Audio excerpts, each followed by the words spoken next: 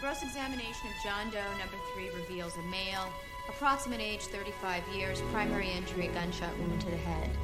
The bullet severed the carotid artery, which combined with the gunshot wound to the left wrist resulted in exsanguination and death. Hey, you're all alone in here. Well, the only warm body anyway. Where's your staff? Send him home. Wow, before or after the restaurant shooting was called in? After. Leaving you with about a half dozen autopsies. That's right. That's a very interesting management strategy you have. And correct me if I'm wrong, but isn't it the boss who goes home and gets a good night's sleep while the underpaid, underappreciated underlings stay here until 2 a.m.? Not if the boss is responsible for the budget, and we have already maxed out on our employee overtime, okay? I see. So then the advantage of being a boss is... Bags under the eyes, an aching back, and a very short temper. Bye-bye, Jesse. Bye, I'll see you tomorrow.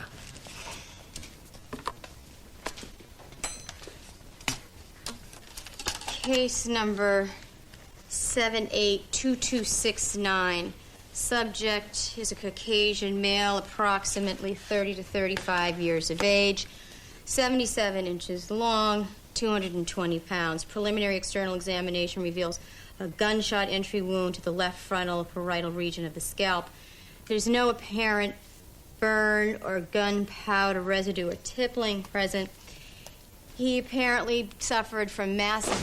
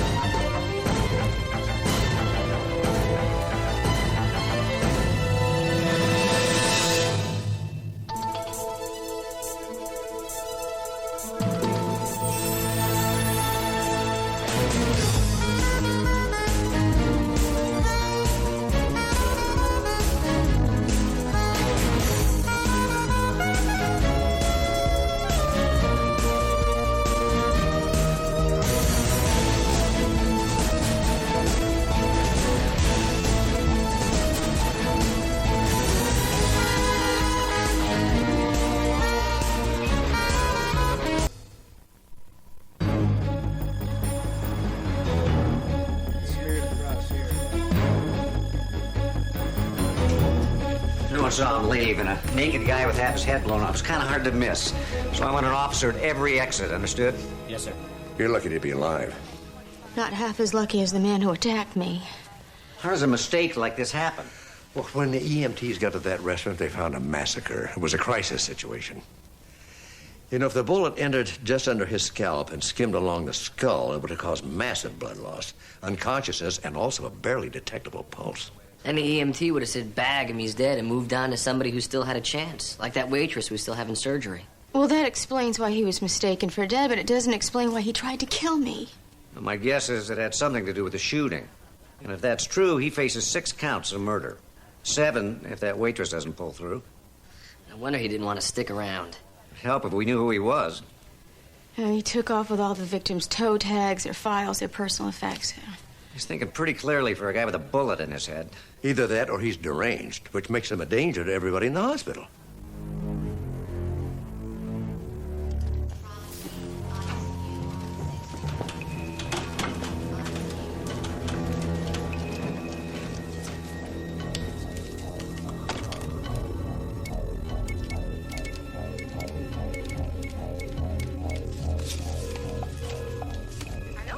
Hey, bonjour, Celine.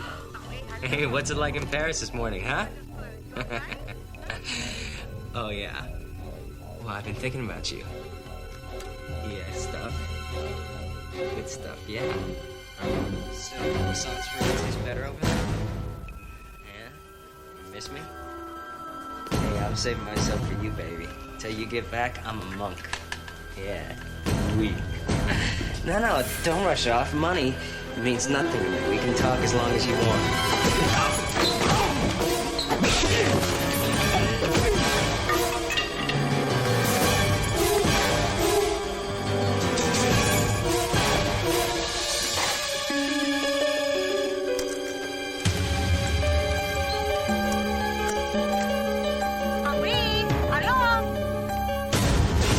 This man is injured, and he's dangerous.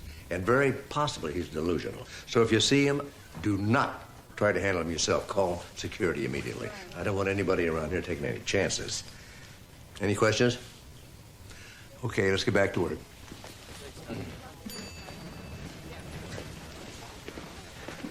We lifted a bloody fingerprint off the stairwell railing. We're running it through NCIC right now. Then he's definitely in the building. The waitress come out of surgery yet? Yeah, but she just had a bullet taken out of her chest. It'll be a while before she comes out of the anesthesia. Well, let's hope it's soon. She's the only witness we've got.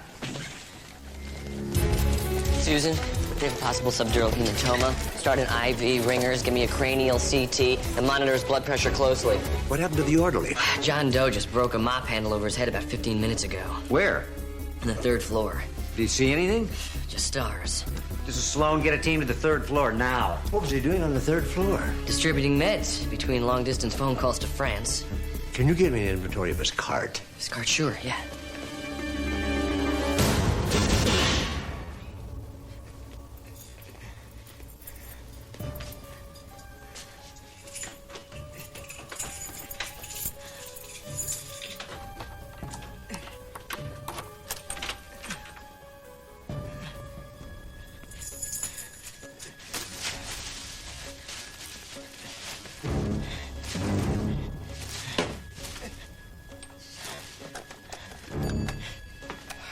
Light over this way. There? Yeah, you see anything?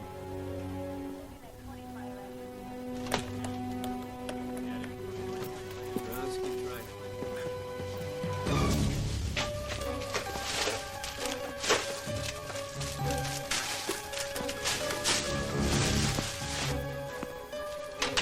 Check this out. See anything?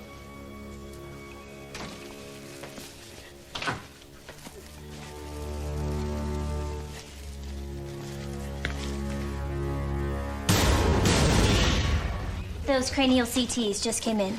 Thanks.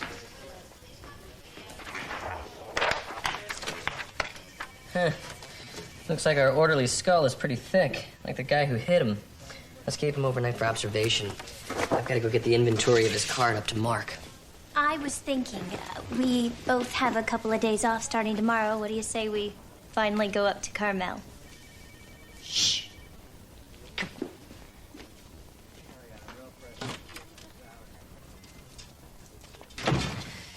No. But we've always talked about going and we've never been. Because every time we try to go, something very, very bad happens. Like the time the Metro Rail tunnel collapsed and left our ER full of casualties. That was a coincidence. All right, what about the time your car blew up and your garage burned down? That was a freak situation. No, I'm telling you, we even start thinking about going to, and, you know, we're both in a lot of danger. But I love Don't say it. Carmel. It's just so romantic.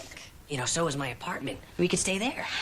That settles it. I'm going to Carmel with or without you. Susan, we got a dead guy walking around the hospital already. You're gonna make it worse. Susan. I ran prints on all of the cadavers. I was able to ID them all. Lynette Baker, real estate agent. Tony Lowitz, insurance broker. Diane Merrill, aspiring actress. Keith Farley, reporter for the LA Chronicle. Lorraine McCormick, tax lawyer. And Bruce Pollard, occupation unknown. However, he had 50 unpaid parking tickets attached to his name. Meet Gregory Othon. Yes, I've already had the displeasure. What do you know about him? Only that he's got a California driver's license, but the address on it is a vacant lot. Not a good sign. That's what keeps guys like me employed. John Doe took some meds from an orderly's cart. His name is Gregory Othon. Othon? Should have stuck with John Doe. Can I get copies of that distributed to all the nurses and doctors? Yeah, consider it done. Susan? Othon took Percocet, erythromycin, Bactrim, and ampicillin. A painkiller and 3 antibiotics. They're not exactly worth a lot on the street. A lot of patients come into the ER faking injuries for a chance to steal some pills, so you learn quickly which meds are on their shopping list. Which is why I can't figure out why anyone would steal sterile gloves, carbocaine, or betadine either. When did it happen? I don't know, but it looks like a hurricane hit the supply closet. Are you missing any suture kits? Yes, how did you know? Steve, we gotta hurry. Where? To a vacant OR. Othon's operating on himself. Could we be sure he's in there? He took all the drugs and surgical instruments he needed to remove that bullet from his scalp. Whoever he is, he's got medical knowledge. Stay back.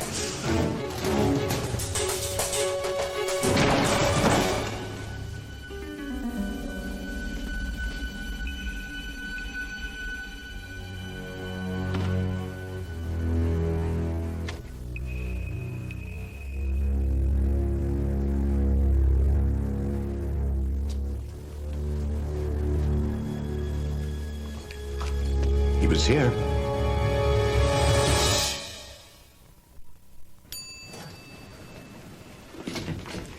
We were too late. At least we know why he stayed. He'll be making us break for it now. I'm gonna double the men at every exit. His picture's being passed all over the hospital. I'm sure we're gonna catch him soon. Well, don't underestimate him, Jess. How can you underestimate someone you don't know anything about? Well, we know more than you think. He's clever, he's methodical, and he has medical experience. And a very high tolerance for pain. He took a bullet to the head. He's still walking around beating up people. And he has something to hide. Huh. Like his exposed skull, for starters. No, the address on his driver's license is false. And I am sure that's not all. Otherwise, he wouldn't have attacked Amanda. He would have asked for help. I need to see a doctor. I don't feel so good. Excitement never ends. This is all we have for right now. Let's get a blood sample and see if it tells us anything at all.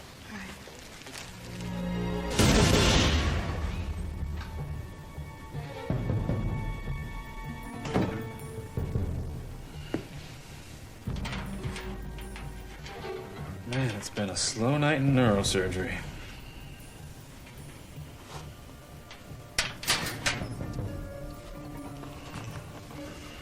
Not one consult since 10 o'clock.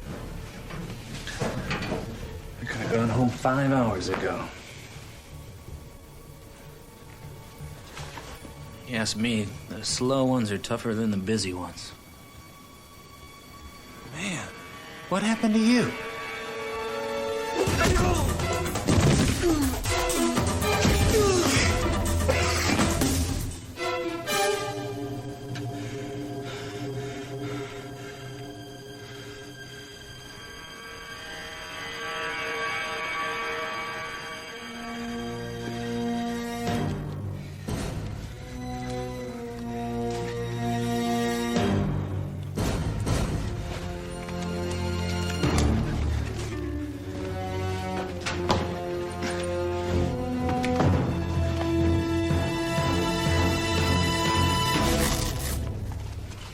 I've been vomiting all day.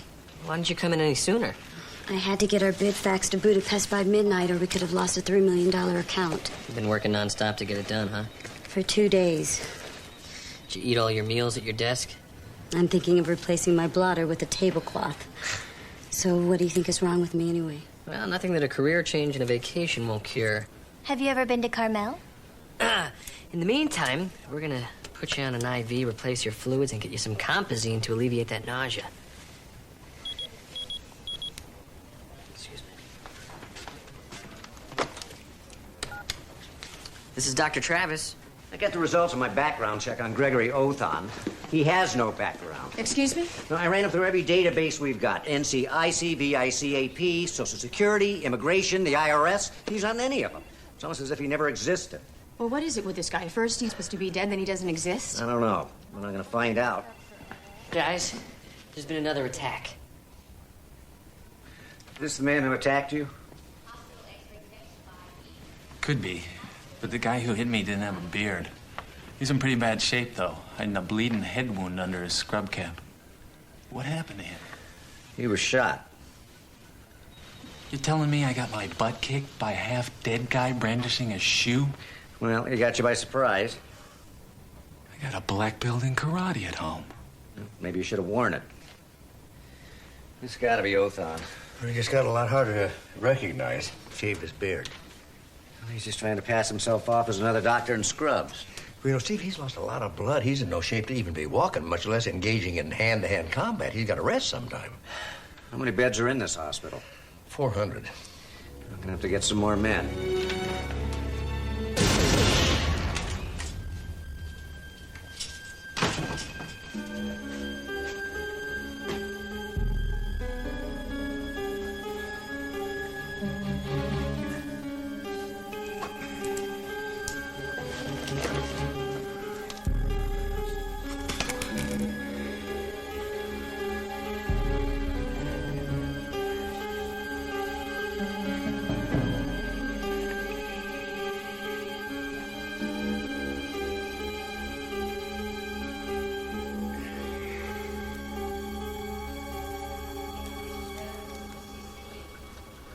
How long do I have to stay here with that needle in my hand? 8 to 12 hours. No way. I've got to be at my desk at 9 a.m. working on the Triax multi-products proposal. Cassidy is just looking for an excuse to take my corner office. You have been throwing up all night. You're dehydrated. If you don't replace those fluids, you could go into shock and die. I bet Cassidy would just love that. You know Cassidy. Don't we all? Hi. Hi. I've booked a room at the Windermere in Carmel. Please tell me that you're joking. Ocean view, jacuzzi, 4-poster bed. All right, now you've done it. I mean, we might as well stuff our shorts with chum and go diving into a pool of sharks. You're being ridiculous. I mean, I wouldn't cross any intersections if I were you. What do you got? Car accident. We had to peel him out of his dashboard. Neck, chest, and hip trauma. Okay, let's start him on 5 milligrams of morphine. I want an IV push, type and cross, CDC. Cross the other 6 5.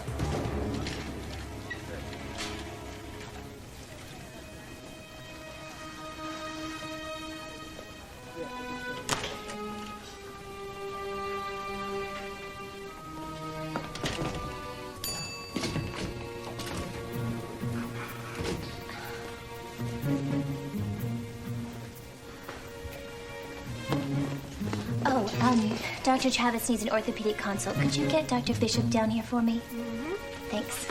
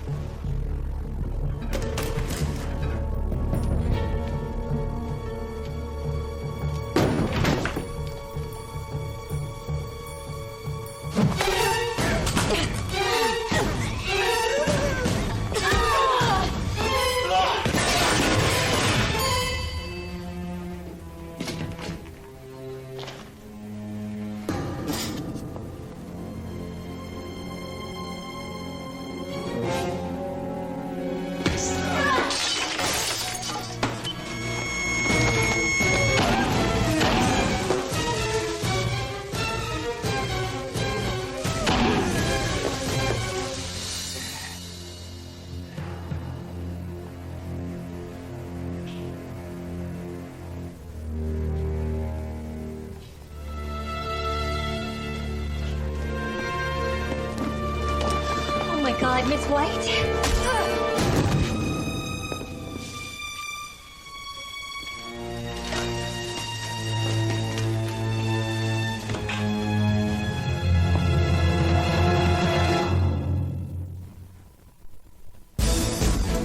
Diagnosis murder will continue.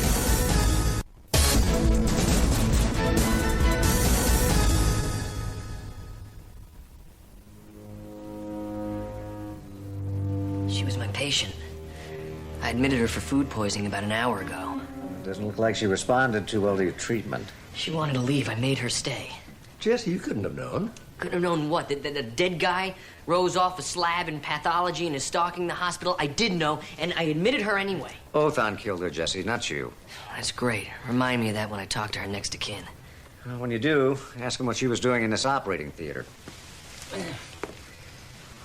Might ask her what she was doing with this. Well, that's got to be Othan's. Not unless he hit it in the body cavity when they brought him in.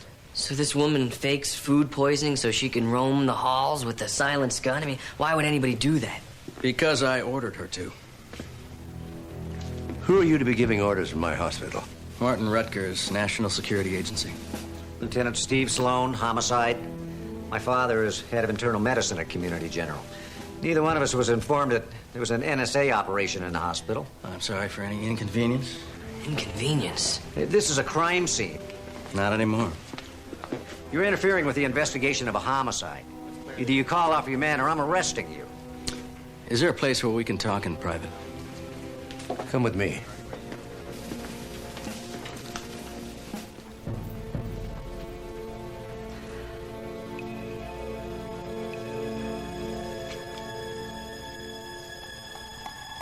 Susan. This was a U.S. embassy in Addis Ababa. This was a police station in Kosovo. Yeah, we've seen the pictures on TV. Maybe you saw this one too, then. You're saying Othan was responsible for these bombings?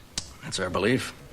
You want to tell me what an international terrorist was doing having dinner at a Mexican restaurant in Palms? Othan isn't a terrorist. He's the hired help. Today's events suggest that the last people who hired him weren't too pleased with his work.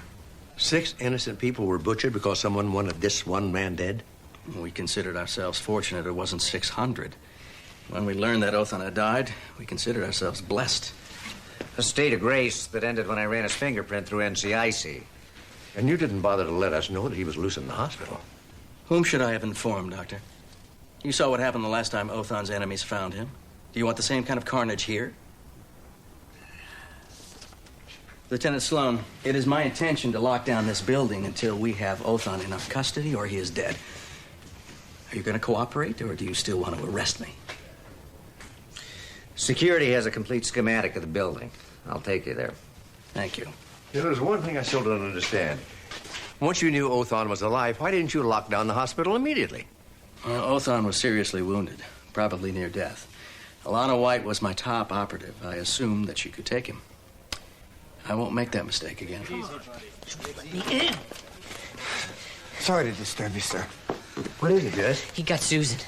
Susan? Susan Hilliard. She's a nurse. Skills? Excellent. Why? Show me those schematics. What's going on in here? Maybe we're about to find out, Jess.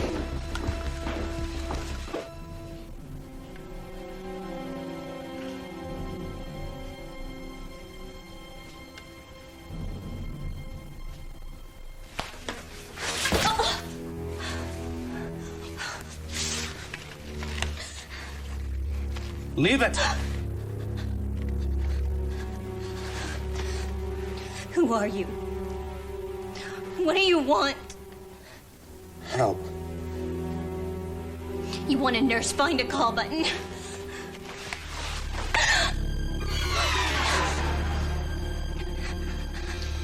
Is this why you killed that other woman? You were trying to get her to help you. I need your help. Why?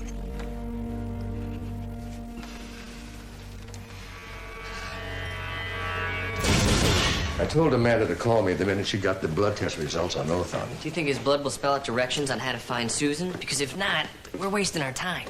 Where are you going? Well, I'm going to see if Rutgers needs any help. At least he's looking for the guy who kidnapped my girlfriend. Oh, he's looking for Othan, all right. At least that part of the story is believable. And the rest of it? Rutgers said Othan is a killer, a for-hire terrorist, not acting like one. He's attacked 3 people and killed another... And he could have killed all of them, starting with Amanda, and he didn't. Why did he kidnap Susan and not kill her? I could give you 100 reasons why, each one uglier than the one before. All right, work on this question. Why hasn't Othan left this hospital? Maybe he enjoys our warm, friendly atmosphere. And there may be something here that he needs. I want to know more about what I'm dealing with before I go back to Rutgers. How about you?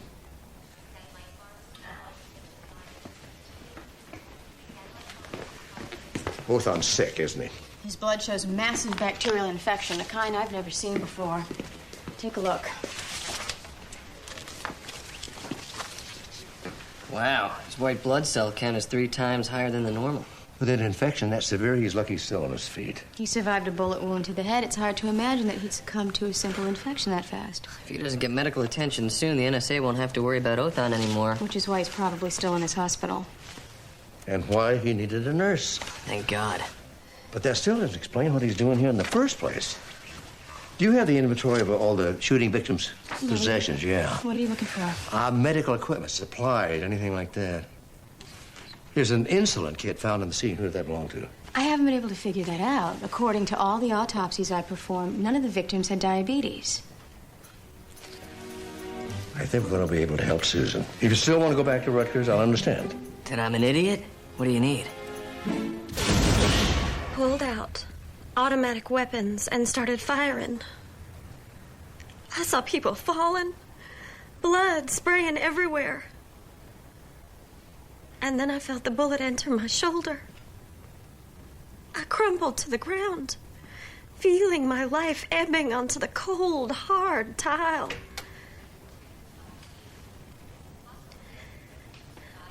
My last thought, before I lost consciousness, was that I never should have left my mother's farm. And the one man who truly, truly loved me. Excuse me, Miss Mayfield? It was the most significant moment of my entire life. I'm sure it was. So don't tell me that I should sign any contract that doesn't guarantee me script and cast approval.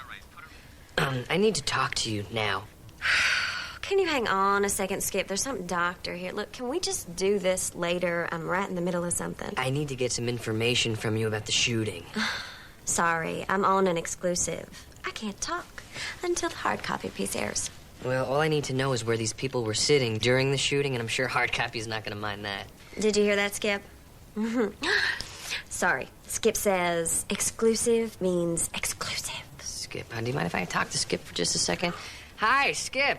This is Dr. Jessie Travis, and I need to get some information from your client here. She was waiting tables when the shooting occurred, and I don't care what it does to your negotiating posture. Miss Mayfield here holds information that could possibly save the life of an innocent woman.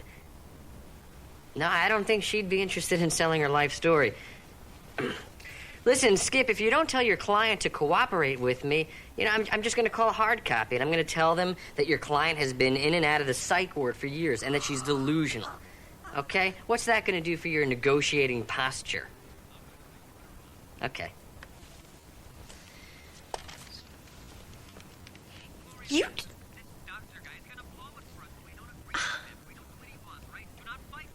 Fine.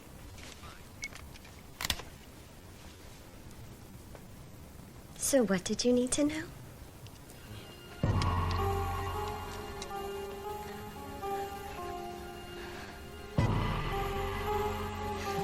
It's not working. Try again.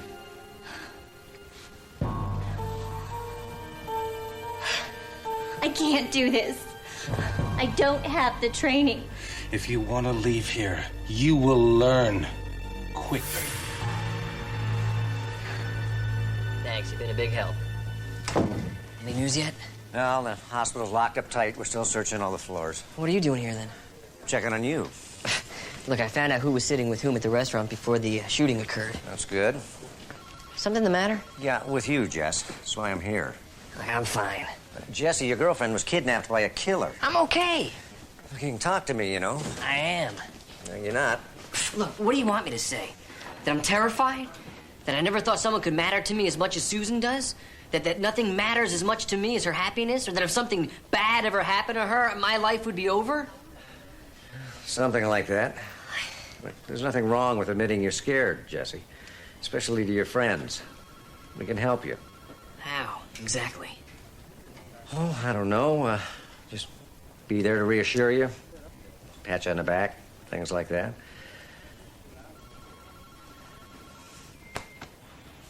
You feel better now? Yeah, much. Thanks. Glad I could help.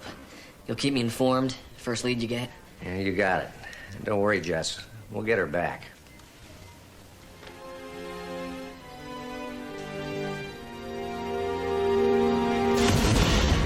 Well, the first attack was in the pathology lab, which is right here. The second attack, where he stole the medication, was outside the oncology department on the 5th floor. The supply room he broke into was on the 8th floor, and the OR where he operated on himself was on number 2. Now, do we see a pattern here, gentlemen? Only that he seems to move around quickly. And freely, and that ends now. I want agents posted at each elevator on every floor. And the same goes for the stairwell doors. Huh? Yes, sir. What, are you going to lock him down to one floor? Then what? Room-to-room searches from the ground floor up? Something like that. It's going to take a lot of manpower. Till the ground floor search is complete, the lockdown continues. Follow me. Excuse us. And no one is to enter or leave this hospital until they have been cleared personally by me. Do you understand? Yes, sir. Okay, get on. Got it. Lieutenant, do you need something? No, but I have something you need. In 15 minutes, I can have a squad of police down here to help with the search. Thank you, but my people are trained to handle this kind of situation. As is our anti-terrorist unit. You want to help?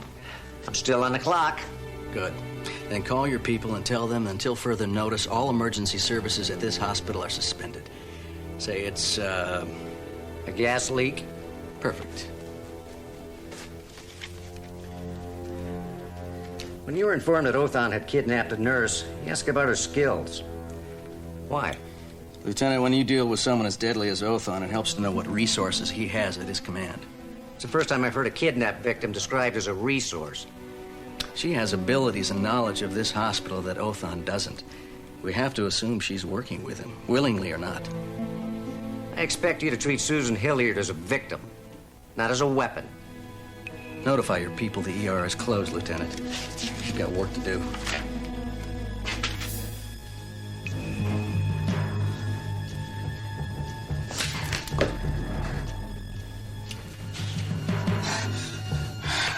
I can't reach it. How can I help you if you've got me tied up like this?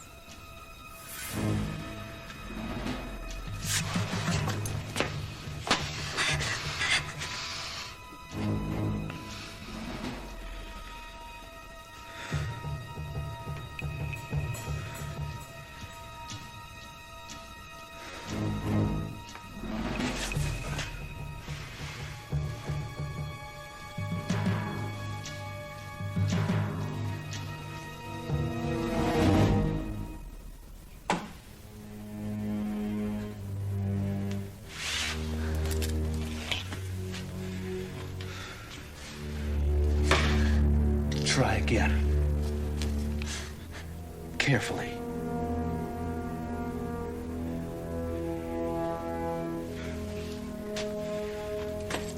Othan?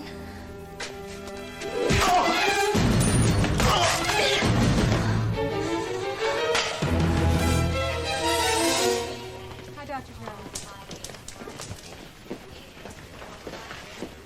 I'm sorry for the inconvenience, sir, but access between floors has been temporarily suspended. What are you talking about? And look, I got patients to see on other floors. I'm sorry for the inconvenience, sir. We're making every effort to solve this problem as quickly as possible.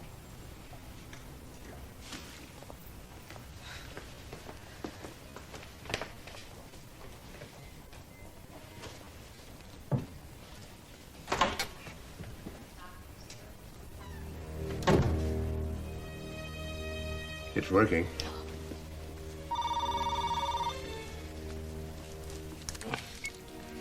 Mark Sloan. Hey, have they locked down your floor yet? Locked down the floor?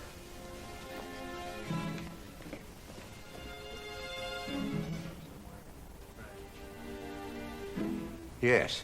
Well, then I don't know if this is gonna do you any good, but before the shooting at the restaurant, Othan was sitting with Keith Farley. He was a reporter from the Chronicle. Are you sure? Well, Gloria Mayfield is, and trust me, this woman knows when she is around people from the media. I gotta go.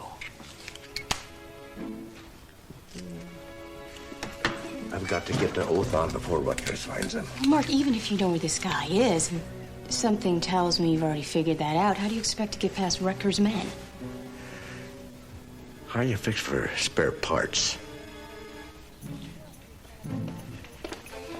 I'm sorry for the inconvenience. I have a patient open on the operating table waiting for this liver. We are making every effort to correct this problem as quickly as possible. By which time this liver will be useless and my patient will be back on a waiting list for 2 years, if she lives that long. Open the box. Don't touch it. You'll contaminate the organ and kill the patient. Do you know how long this woman's been waiting for this liver?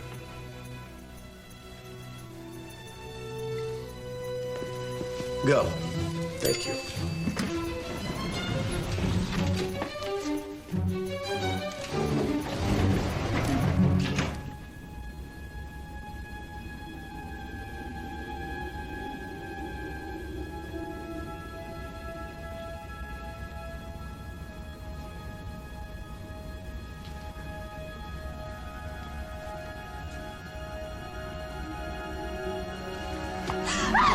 Susan, it's me. Mark, we have to get out of here. Where's Othon? I don't know. He could be right behind me. Or right in front of you.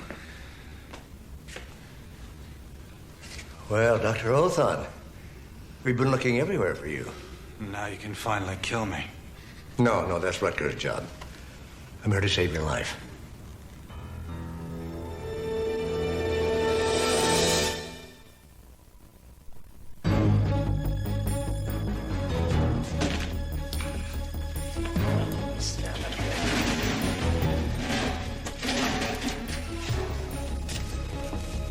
This man kidnapped me. Why are we helping him? Because we're the only ones who can, Susan.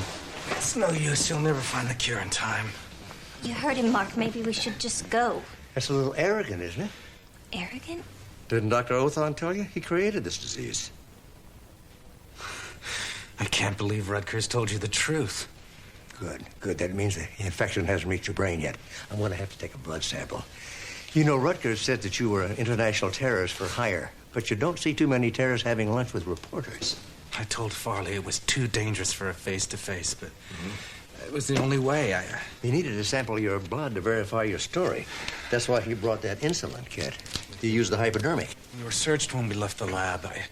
The only way I could get the plague out was in my own blood. The plague? When the NSA sends out assassins to kill a doctor, you begin to wonder why. And then when you discover that doctor's suffering from a bacterial infection you've never seen before. He's developing biological weapons for the government? I thought I was. This country hasn't had a biological weapons program since probably the 60s. Yeah. And marijuana was outlawed since the 30s, so no one smokes dope, right? Rutgers wanted you to think you were doing secret government work, but you were only working for him. Creating the friendly plague for the highest bidder. 100% fatal within 10 hours. It doesn't sound too friendly to me.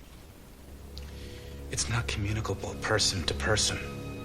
A plane flies over, sprays an entire city. 24 hours later, everyone is dead. We march in, take over the real estate. Nobody on our side even gets a sniffle. And if they do, there's a cure. Yep, a super cocktail of advanced antibiotics. Susan, would you look in that organ container right under the liver there?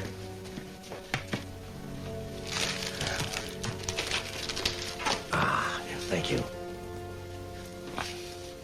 Hey, how did you... You shouldn't leave so much blood lying around if you want to keep this stuff secret. I was going to give myself the cure when I got back to the lab, but Rutgers found out about the meeting and... And they sent out a team to kill you and everyone in that restaurant. It's no use. The contagion's too far advanced. No, it can't be. Otherwise, everyone in that restaurant died for nothing. First floor's clean and locked. Search team's commencing floor 2. I want that murdering bastard dead by dawn. Is that clear? Yes, sir.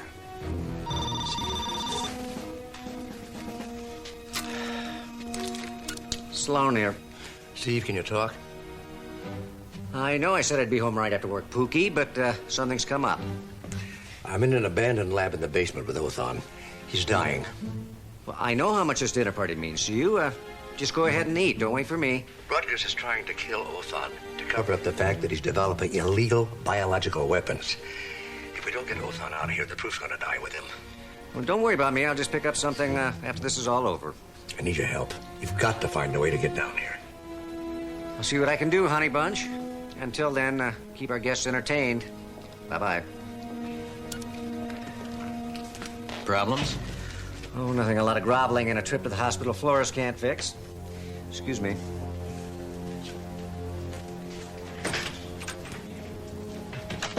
Sir? What is it?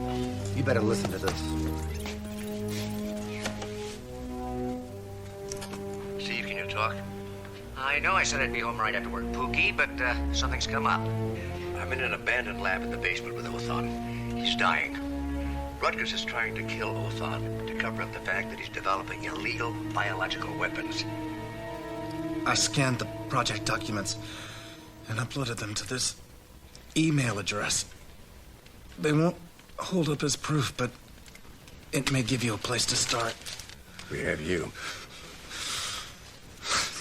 Not for much longer. And my corpse won't help you either. The bacteria will die with me. You aren't going to die.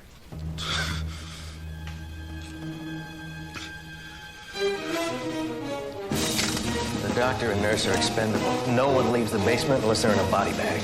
I don't think so. You're under arrest for murder. Now drop your weapons.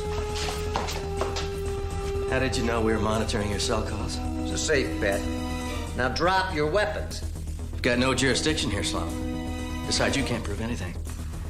I'll walk right out the door with your badge in my pocket. There's still oath on. Is there? I'll give you 5 seconds to drop your weapons. Then I'm gonna drop you.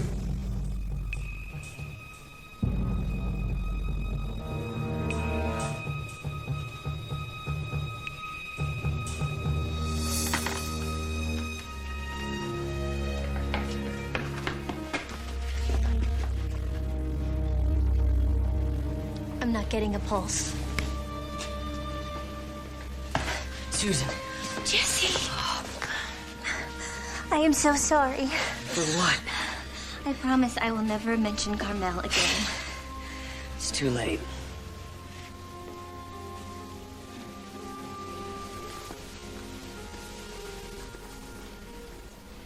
Just keep your hands where I can see. How's oath on? He's dead. In other words, this night never happened. At least your version. I still think I'll take your badge, though, just for the fun of it. However, the plague is still very much alive. I injected myself with it. In a few minutes, I'm meeting with the authorities and the press. You didn't really. It was the only way we could prove anything ever happened here. Cuff him, read him his rights, and get him out of here.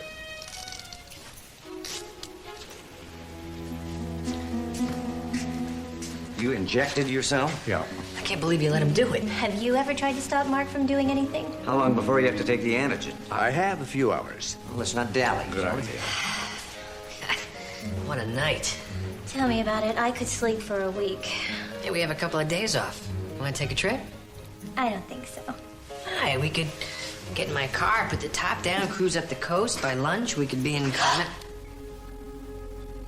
NSA Bureau Chief Martin Rutgers has been arrested and charged with multiple counts of homicide for his role in a rogue operation to manufacture biological weapons. The shocking conspiracy was uncovered by Dr. Mark Sloan of Community General Hospital, who is also Maybe we should call Mark and congratulate him. When we get back into town. Yeah, you're right. No reason running up any long-distance charges. I am so glad we got over our fear of Carmel. I'm just glad to be anywhere alone with you. This couldn't be nicer. Except maybe if the ocean was a little louder. No problem.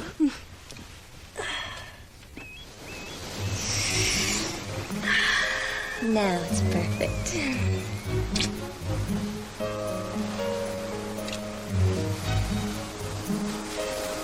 Lab call extension 2768. Lab call extension 2768.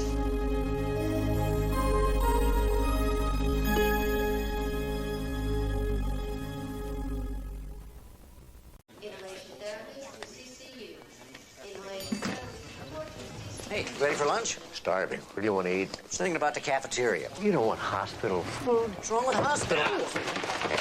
Yes, sorry. Any menus?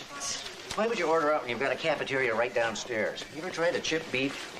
Well, actually, these are for caterers. You're looking at the new chairman of the Benefactors Ball, which is Jesse. just 2 weeks away. Plead temporary insanity and quit. Why? This is my one chance to show the hospital board that I'm good at things that matter to them. Jesse, your record in the ER is exemplary. You saved many, many lives. Yeah, but how much money have I raised? You're a resident. They don't expect you to raise money. Exactly. And my residency ends in less than a year. And if I have any chance of staying on as an attending, I need to impress the hospital board. And what better way than with money? So bribe him. Can we eat now? You do not know what you're getting yourself into. All I have to do is show up. I mean, this thing has practically run itself for the past 30 years. That's because Martin Gaylord always catered it, but he's retiring this year. Look, I've put together some pretty good 10-keggers in college. I mean, throw in a couple hundred buckets of Captain Cluck's chicken legs and got yourself a party. Now, that's one fundraiser I'd go to. Yeah. Sorry. What do you got? Oh, a charcoal grill blew up at a party. We got smoke inhalation, minor burns, got some bruises. Nothing serious. It's hard to breathe now. Oh, Mrs. Taggart, I am so sorry. We'll pay for everything. Just send all the hospital bills and the repair costs to me. Oh, and you're gonna be fine. And don't worry about your wedding anniversary next month. It's on us. And don't worry about your son's bar mitzvah. Our gift, our treat. Oh, I'm ruined. Well, it's not so bad, Mr. Andrews. Everyone loved the food until they were wearing it. Accidents happen, even to the best chefs. This was no accident. Excuse me, I couldn't help notice your badge. Are you a police officer? Well, I'd like to report a crime. My charcoal grill was sabotaged. Udon noodles were flying everywhere. Somebody could have been killed. I didn't know noodles were lethal. Well, they are if they're uncooked and flying off the grill at 80 miles an hour. Could I have your name, please? William Andrews, caterer. And this is not the first time a caterer's equipment has been tampered with lately. Someone is trying to sabotage all the caterers in this town, and I have a pretty good idea who. Well, there's one caterer off my list. You know, it's just sheer luck that somebody wasn't seriously hurt. And if somebody is really sabotaging caters, it could happen again. Oh, not at my ball. You better hope not, because next time somebody could get killed.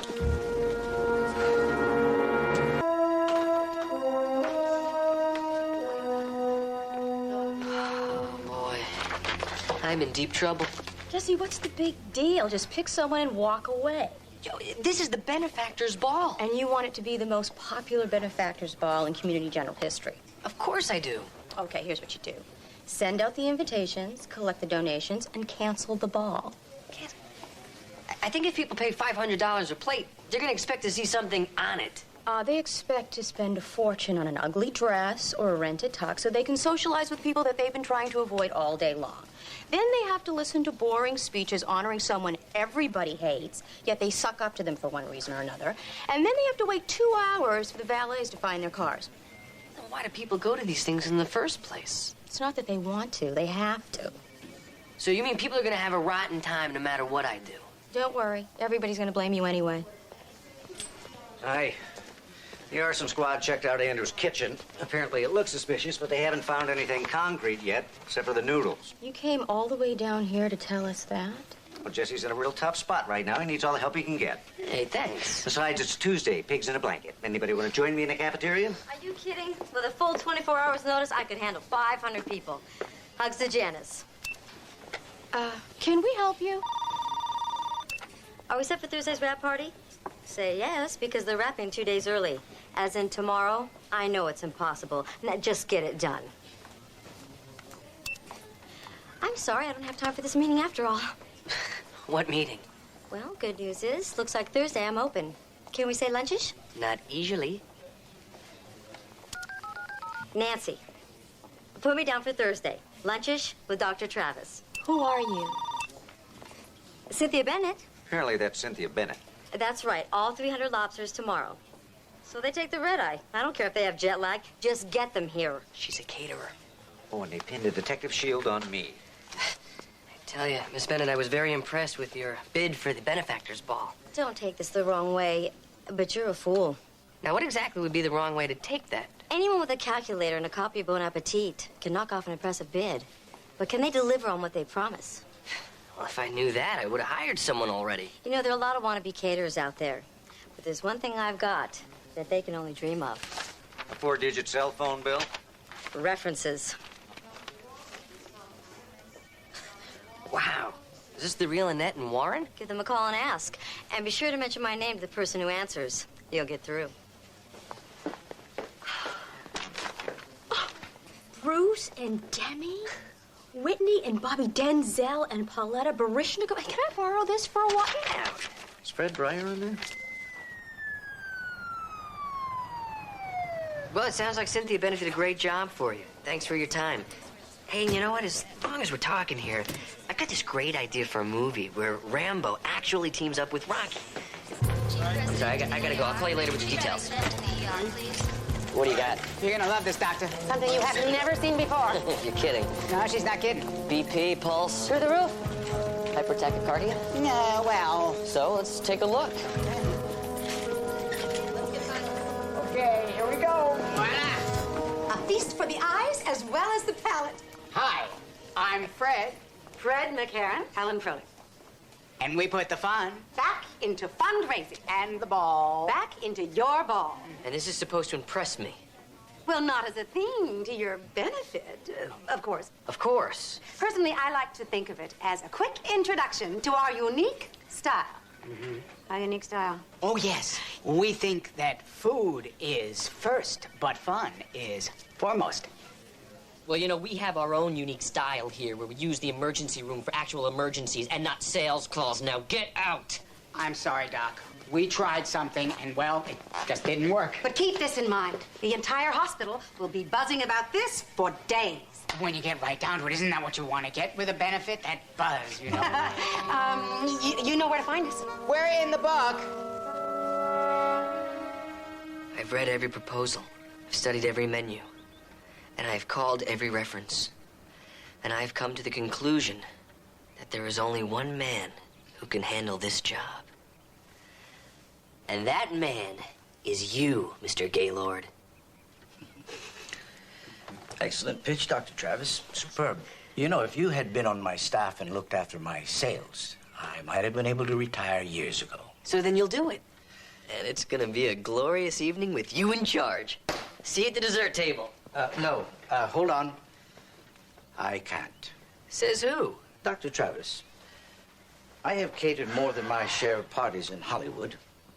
And call it jaded or whatever, I believe I've seen one too many 60-ish ex-star trying to pass himself off to everyone as just being 22.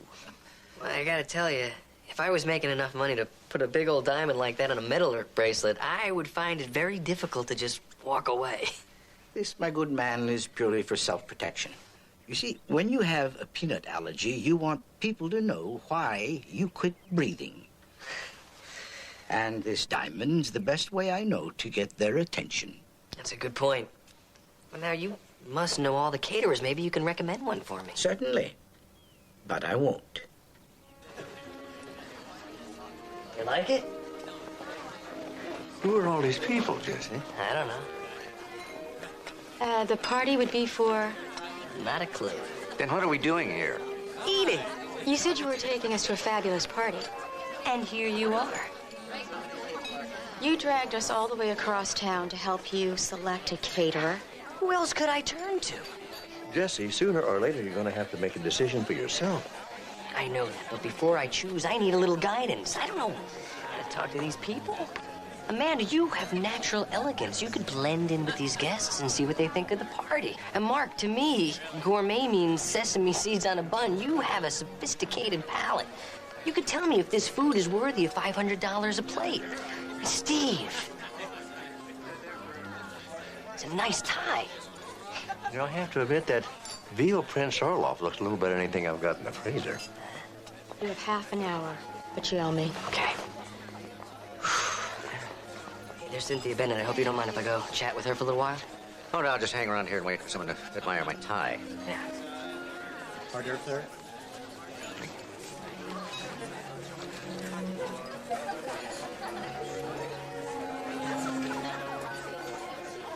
Okay, try to think of it this way.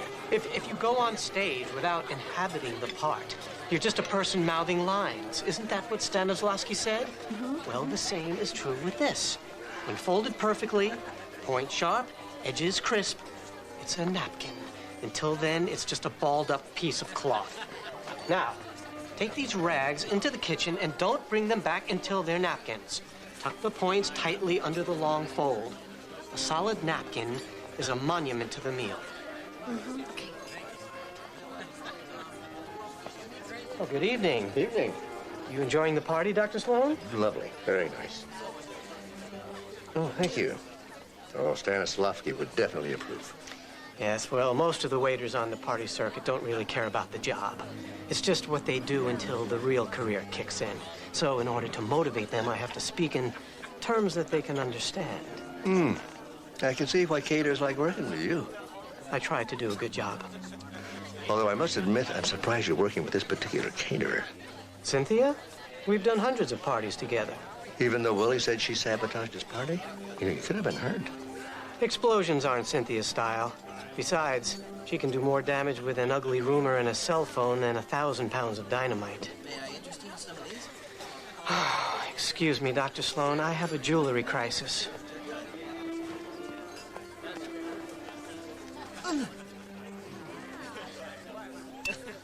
I know you're waiting for an answer, Goldie, but Kurt's birthday's the same night as the benefactor's ball. Now, I'm not stringing you along, I promise. Just give me a little more time. All right. Well, Dr. Travis, I'm so glad you could make it. I hope you're enjoying the party. Oh, yeah. The food looks great. The decor is beautiful. And all the guests are having a great time. Oh, I knew you were a man who could appreciate quality. Oh, it would have been fun to work with you. Oh, well. What do you mean, oh, well, it would have been? What do you mean? Well, I can't keep turning away business hoping you'll choose me, not when my regular customers want me for the same night. I tell you what, don't make any plans until tomorrow. I'll have an answer for you by then. I don't know. My people are getting antsy. 9 o'clock sharp. You can wait until then. 9 o'clock. Thanks.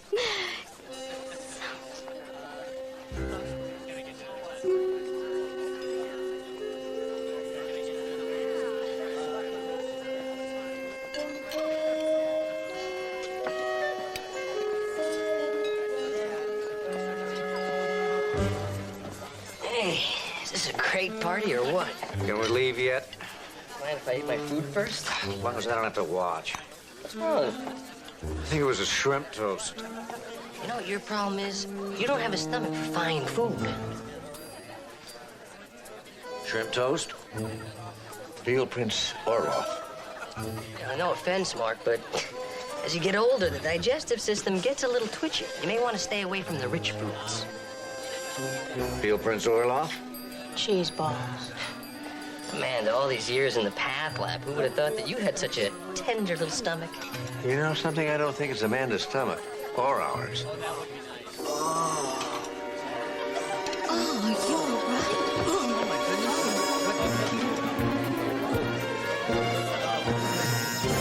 I don't know, did he?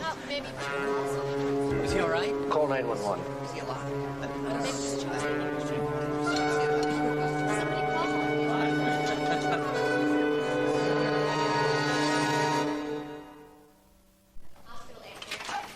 Hey, sorry I'm late.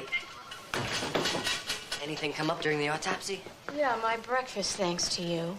That hasn't happened to me during an autopsy since I was in med school. Hey, well, look, I didn't cook the food last night. You didn't eat it either. Probably a good thing since the lab said it was full of salmonella. So Cliff Furlong died from food poisoning? Well, not exactly. He was taking digitalis and diuretics for a heart condition. But that combined with salmonella caused his potassium levels to drop so much so that his system shut down and he died. So this was an accident? No, the salmonella levels in his blood were way too high to be simple contamination. Somebody tampered with that food, which makes a murder. So everyone got poisoned just so someone could take out this guy? I don't think so. Mr. Furlong wasn't even supposed to be there. He was a last-minute date of one of the other guests. So then technically it was an accident. Well, not if the food was deliberately tampered with. You know, I think Willie was right. Somebody sabotaged his grill. Maybe the same person that tampered with Cynthia Bennett's food. Or Willie was getting back at Cynthia for what she tried to do to him. It doesn't matter how it happened. Cynthia Bennett is not going to be catering my benefactor's ball. Hold on. Think about it. Jesse, you do that, then the sabotage paid off. You think all this sabotage is about who I pick for a caterer? Yes. Well, then I quit. Well, unfortunately, that's not going to solve the problem. It will for me. Are you saying this guy died for a party? Well, it's not just any party, Steve. Whoever gets the benefactor's ball replaces Martin Gaylord at the very top of the catering world. A lot of money and prestige involved. Something to kill for. I think I better have a talk with Cynthia Bennett. Right after I throw up. Well, the bad news is you're still dehydrated. The good news is you won't be having to eat our hospital food. Just give him 25 milligrams of compazine and keep the fluids going. Yes. Thanks, Flo. Mr. Horn, aside from your queasy stomach, how are you feeling? Lucky. This is the first time in 10 years as a cater waiter that I've gotten food poisoning. 10 years? Wow. I guess the career as an actor didn't quite pan out. Not all of us cater waiters are doing it to pay for acting classes or chance to slip someone a spec script. Some of us are professionals. For 9 years, I worked exclusively for Martin Gaylord. Would you have any idea who would want to ruin Willie Andrews and Cynthia Bennett? Fred McCarran and Helen Froelich are the obvious ones. Next to Cynthia and Willie, they're the best. And they haven't been struck yet. Wow, so you must know everybody in the catering scene, huh? If they're worth knowing, they started with Mr. Gaylord. Do you know Captain Cluck?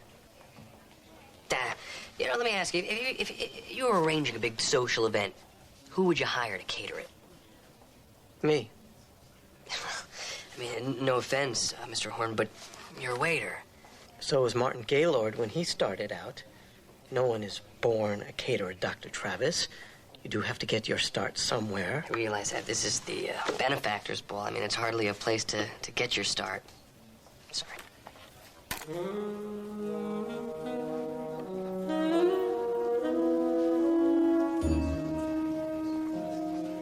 Ah, Dr. Travis, would you kindly direct me towards Emerson Horn's room? Mr. Gaylord, I can do better than that. I'll escort you myself. It's the least I could do for Community General's new Man of the Year. Hello. Yeah, congratulations. The Man of the Year has traditionally been a recognized humanitarian and a very generous benefactor to the hospital. Well, then explain David Hasselhoff. The point is, I hardly qualify. But without you, the Benefactor's Ball wouldn't be the premier fundraising event that it is today. You're directly responsible for raising millions of dollars in donations. Let's face it, you're irreplaceable. Thank you, I'm very honored. So, Man of the Year, who should replace you? Ah, if you named me Man of the Year simply as a ploy to get me to select a caterer, I'm afraid you are in for a very grave disappointment. Well, so are you. Unless you like Captain Cluck's chicken fixins. Dr. Travis, I simply cannot select a caterer. It's like asking a father to name his favorite child. Hey, you could tell me which one would be most likely to sabotage his competitor. All of them. I'm afraid they all have my ambition and none of my ethics. However, they can throw a fabulous party. Good luck, Doctor. Ta-ta. Of course I understand, Ingrid. We can't afford to take chances. I've done every party she's ever been to, and now I'm not good enough to cater a bachelorette party for 35 of her supermodel friends. After last night, can you blame her? She probably didn't want her friends to spend the next day throwing up. They're supermodels, Detective. That's what they do anyway. Cynthia can't come to the phone right now. She's busy vomiting. If you'd like to leave a message. Hello? Why don't you just shoot me? The thought crossed my mind at about 3 o'clock this morning. So I'm the bad guy? That's what I'm here to find out. You know anything about the explosion that ruined Willie Andrews' party? Well, of course I do. Thanks to his misfortune, I was about to get the contract for the Benefactor's Ball. What are my chances now? If it was up to me? Well, with me and Willie Andrews out of the running, that just leaves the dastardly duo, Fred McCarran and Helen Froelich. There must be 1,000 other caterers in this town. Yes, but only 3 who trained under Martin Gaylord. Anyone else is just fast food. Hey, I was never poisoned by Burger Boy. And I smoked 6 packs a day for 12 years. Does that mean I shouldn't worry about lung cancer? Well, Fred and Helen did do it. It wasn't a very subtle plan. They stand out like a topless dancer at a funeral. So you've been to one of their events?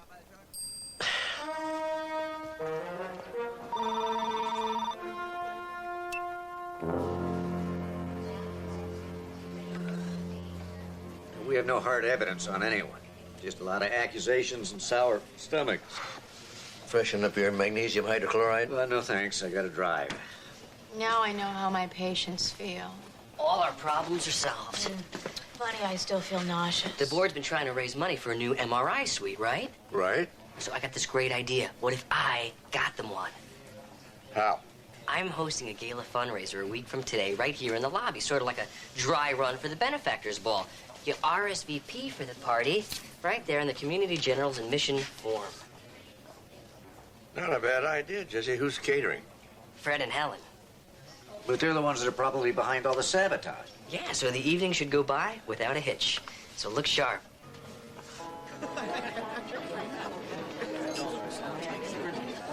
Very good. Oh, hi, Jesse. Yeah. Nice turnout. Yeah, and we're saving a bundle on overhead. No room or furniture rental, plenty of parking, and free decor. Be careful, Jesse. You're starting to sound like an administrator. Yeah, see, you finally wised up and went with a real chef from downstairs. Where'd you go with macaroni and cheese or the chip beef? They're both great. You know, he wasn't raised that way. He's gonna be so depressed when he lifts that lid and finds that there's lamb medallions and champagne mousse. Don't look. Let's see that lady following the food cart. That's Jan Curran. She's the society editor for the Los Angeles Chronicle. She's always first in line for the food. And last to leave the bar. If she writes about this in her column, you have arrived in society, Dr. Travis. See, Mark, I told you, there's nothing to arranging a little fundraiser. Except your caterers may be killers. So, you arrest them after the ball. I gotta hand it to you. The food is great. I love it when they put a little bacon bits in the meatloaf. You know, no bone. Oh, my God! That's hospital food! Yeah, and it's hot, too. You better get a plate quick. We're ruined! I'm ruined. What's the problem? Well, no one's gonna pay $250 a plate for our slop. Hey, that's a bargain compared to what the hospital usually charges a patient. My arrival in society. Oh, I'm so sorry, but this is for the tubal ligation patient in room 6 there. Your meal is on the way. Just step on up and enjoy our bar, huh? Where's the good stuff? I don't know. Somebody must have hijacked the truck. What do you mean? You, stop!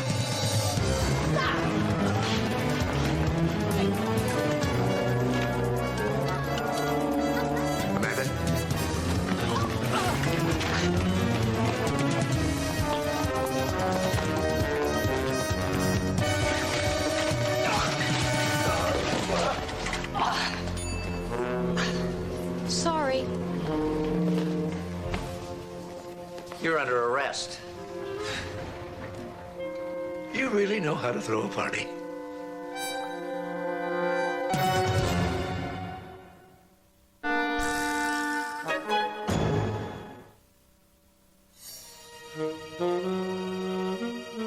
I always thought it was a crime the way food is served in hospitals. Until now, I never knew it really was. This isn't a joke, Mr. Andrews. It's exactly what it is, Lieutenant. It's just a harmless prank. It's just like what those two scoundrels pulled on me when they blew up my charcoal grill. You said Cynthia Bennett did that. Yeah, well, that's what I thought, you see, until all those people got poisoned at her party. And how do I know you didn't do that? I'm not that kind of person. You're just the kind of person that would break into their kitchen, lock the chef in a freezer. I tossed them a down jacket first. Destroyed everything they cooked, and steal their van. I returned it. Well, yeah, that reminds me. You parked in a handicapped spot. That's a $2,000 fine. So why don't you just convince me that you didn't contaminate Cynthia Bennett's food, and in doing so, kill one of her guests? I didn't destroy everything Fred and Helen cooked. I dropped it off at a homeless shelter. And you saved the receipt for your taxes. The point is, Detective, I'm an artist. Food is my form. It's my life. I'd never waste good cuisine, whether I cooked it or not, and I certainly could never poison it.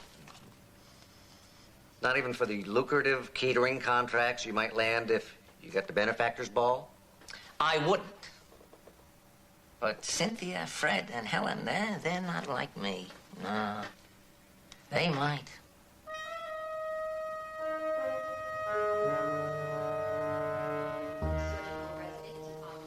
Willie was released on bail this morning. On a murder charge? They only had enough to charge him with joyriding. The chef he locked in the freezer refused to file a complaint. Why? Well, I think it may have had something to do with his new job at Willie's catering company at twice the salary that he was being paid by Fred and Helen. Ah, shame. So we're no closer to finding our saboteur or the guy who murdered poor Mr. Furlong. At least Willie's prank wasn't lethal. I guess you've never had the hospital's butterscotch pudding. You know, we can't take the chance the next prank won't be lethal. Where are you going? I want to talk to Jesse. We need to buy ourselves some time. Well, the good thing is it's a simple break, so we'll keep this cast on her for about 6 weeks, and you'll be arm wrestling your brother Jasper in no time. But next time, don't do it on a granite countertop. I really can't talk right now, so we have to make this fast. I'm with a patient. You want to get out? Say hello to Elton John. You have to give me the benefactor's ball, or Cliff Furlong's death has no meaning. Is this about that guy that died at your party? Well, maybe you can live with that guilt, but I can't. Thanks, Elton. You're a candle in my wind. Let's talk about that brunch. You just put a sling on that, and we'll schedule a follow-up in 3 weeks. Bye, Julie. Hospital X-ray tech to 5E. Hospital X-ray technician to 5E. I'm not going to say a word. My food speaks for itself. Security? Yes? You escort this man out of here? Yeah, but just try a bite. Just one little bite. Hey, bon appetit.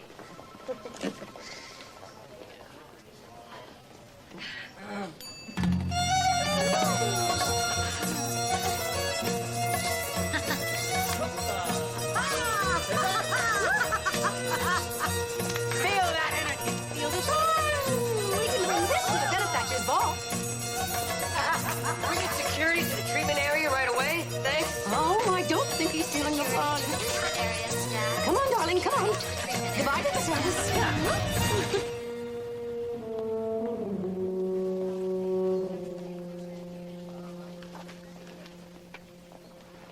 I am ready to cancel this ball. Jesse, you can't cancel the ball. Those are the biggest donations of the year. We need them. But I doubt we're going to be able to unmask our saboteur by then. So what do we do? We need to put somebody in charge who's above reproach. Captain Cluck.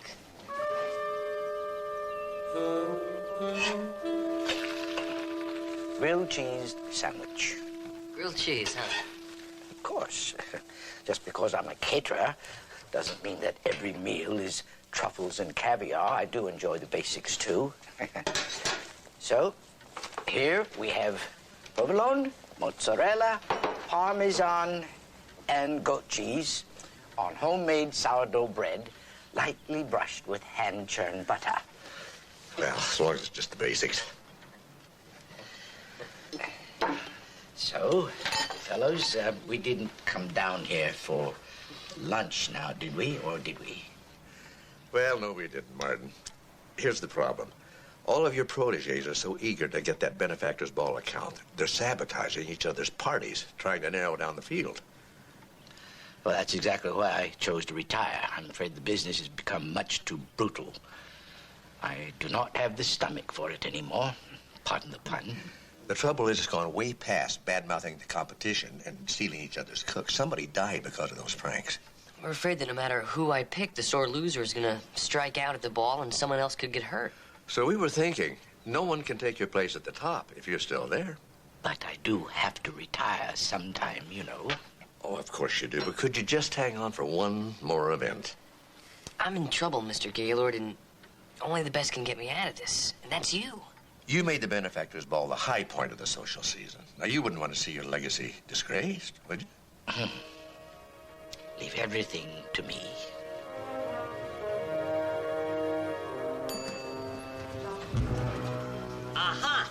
Congratulations, Doctor. You played your part very well. Oh, really? What part? The part Martin Gaylord wrote for you? Don't you see? All of our reputations are ruined. The only thing that's left for us to cater this social season is our own wakes. Madonna's plumber won't even return my calls. Hey, look, you guys did this to yourselves. The only reason Gaylord retired was because it was less humiliating than going broke. He was the dinosaur, we the Ice Age. When we quit, his business was finished. Well, Cynthia's the one with the golden Rolodex. Willie's the culinary genius.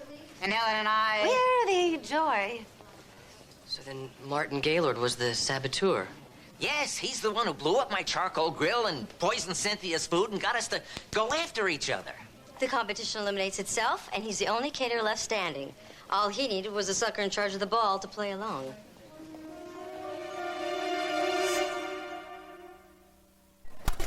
Hate to say it, but their theory's as good as any. It could be Gaylord. Well, it could also be any of the others, too. Yeah. Everybody's got a motive. Doesn't make my job any easier. Your job? What about my job? My future here at the hospital's at stake. What are we gonna do? I think the only thing we can do, have a party. How could you think about a ball knowing what we know or don't know? You know? Everything that's happened is centered around that ball. I think the only way we're going to find out the truth is to have the ball. Gentlemen, rent your tuxedos. This is going to be a killer.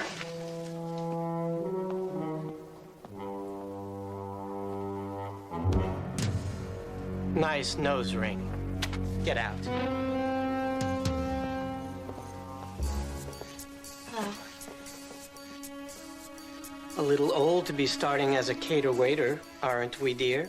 I'm embarking on a career change. I see. You photograph well. No previous service experience? I worked at Burger Boy one summer while I was in high school.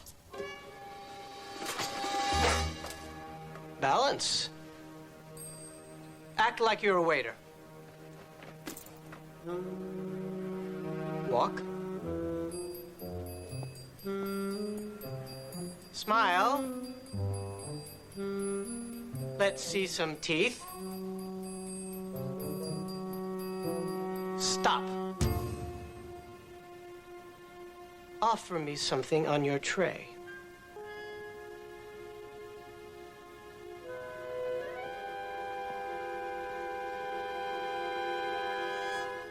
Studs only. I beg your pardon.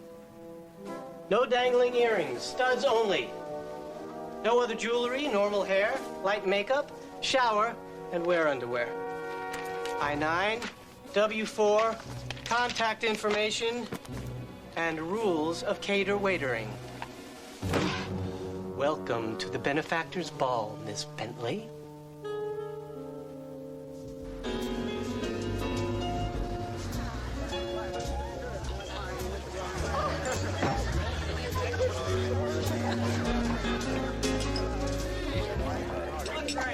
They're supposed to be in circles, not ovals.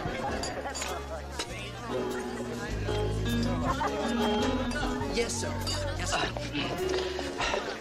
Daisies on the canisters, flocks in the megaphones, not film. Yes. Relax, Doctor. Everything's gonna be just fine. I'm not a doctor, but I think you're supposed to take it by the teaspoon, not by the gulp.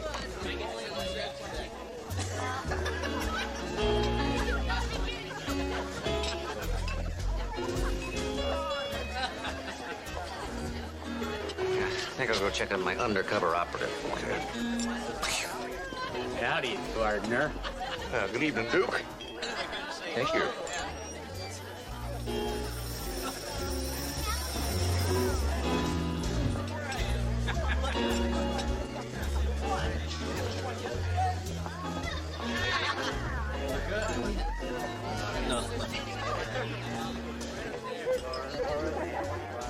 Nice outfit. If you ever ask me to do something like this again, I expect to see you in fishnet stockings and heels as a gesture of sympathy. We're needed waiters, and I needed an extra pair of eyes. You seen anything yet? No. Well, I've got men stationed at the service entrance and at all the doors. Anybody that gets in doesn't get out. You know, that is a good look on you. Enjoy the party, sir. I love it. That is great. I know. Hello, Susan. Oh, hi, Dr. Regent. Nice to see you. Nice to see you, Mark. The board of directors is very impressed. With Susan. It's not too late for them to cancel payment on their checks. You don't sound very optimistic. Well, maybe I've been to too many parties lately.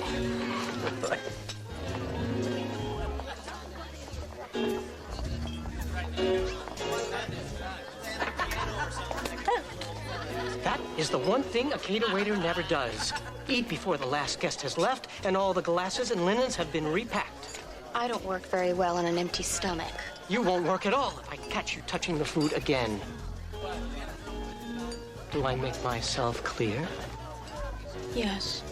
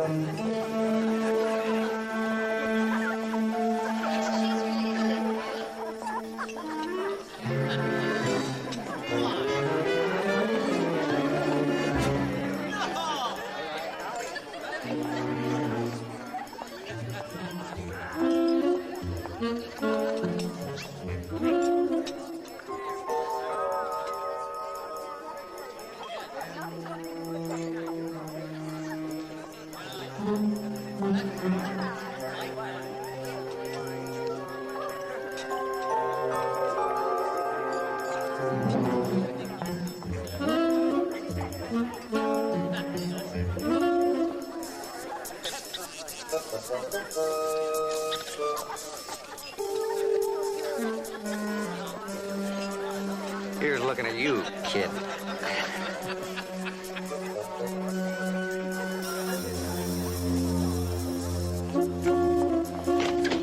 May I offer you some punch?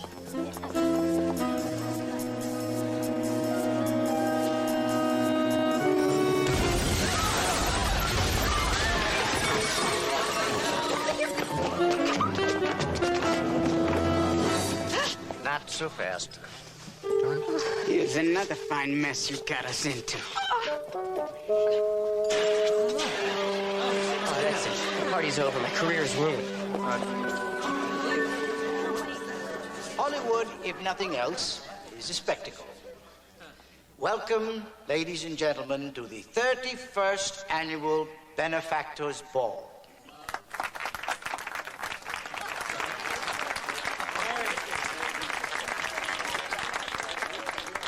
Everyone enjoys a good movie explosion, but the best special effect is the smile on a child's face.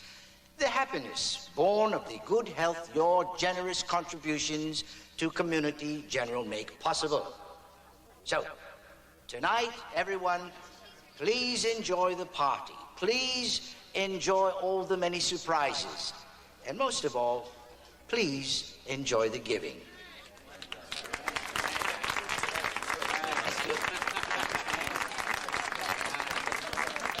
Amazing save, Martin. Oh, thank you, but that was absolutely nothing. You should have seen when the white tigers got loose at the county zoo benefit. Well, I tell you, if you weren't man of the year, I would make you man of the year. Man of the year. You gotta be sitting at the table of honor. I got a speech to make in 10 minutes.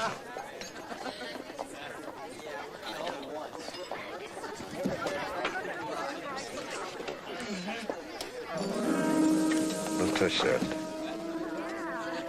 I know it's very pretty, but it does have to go onto one's lap eventually. Not this one, Martin. Mr. Horn. A little problem with this napkin. Well, it looks fine to me. Sharp points, firm body, tight base. Look at the other napkins on the table. Floppy points, flat bodies, loose base. This is ridiculous. I'm terribly sorry. Oh, don't be. Saved Mr. Galen's life. I don't understand. Jesse told me that you were allergic to peanuts. Yes. This napkin's covered with a thin film of peanut oil. You touch this to your lips, you could go into anaphylactic shock. You going somewhere? I'm working a party, in case you hadn't noticed. Looks to me like you're trying to flee the scene of an attempted murder.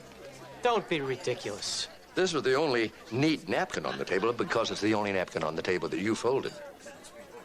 You know, you were right. Someone was trying to pit you against one another, but it wasn't Martin Gaylord. Was it, Mr. Horn? You're basing this laughable accusation on a folded napkin? You know, you also worked at Willie's when the grill blew up, and you worked at Cynthia's when everybody got food poisoning. I work 100 parties a year. Besides, I got poisoned too, remember? Well, that is where you made your mistake. Now, what is it that every cater waiter does not do? Never eat until the last guest is left, and make sure all the linens and glasses have been repacked. That is the only way you could have been sick with the others. You ate before the guests left. Disgusting. Just to make sure that nobody suspected him of being involved in sabotage. Did you really think that I enjoyed being a waiter? No one in their right minds wants to do that their entire life. I had my dreams. To be an actor? A caterer. And I told you that, Martin. You promised to teach me, to take me into your company, and then when it was time to retire, all you said was, keep up the good work, Horn. Well, you could have gotten out on your own. How could I possibly compete against them without your help? I wanted to humiliate you, to ruin your reputations. I never thought that the salmonella would kill anybody. No one was supposed to get hurt. Up until Martin Gaylord came out of retirement, at least. Then you saw a one-time opportunity. You were going to kill him because you knew they would all be here. Who wouldn't have thought they killed him after the stunts they pulled? You'd be the only one left in business who trained under Martin Gaylord. No! Steve! I got him!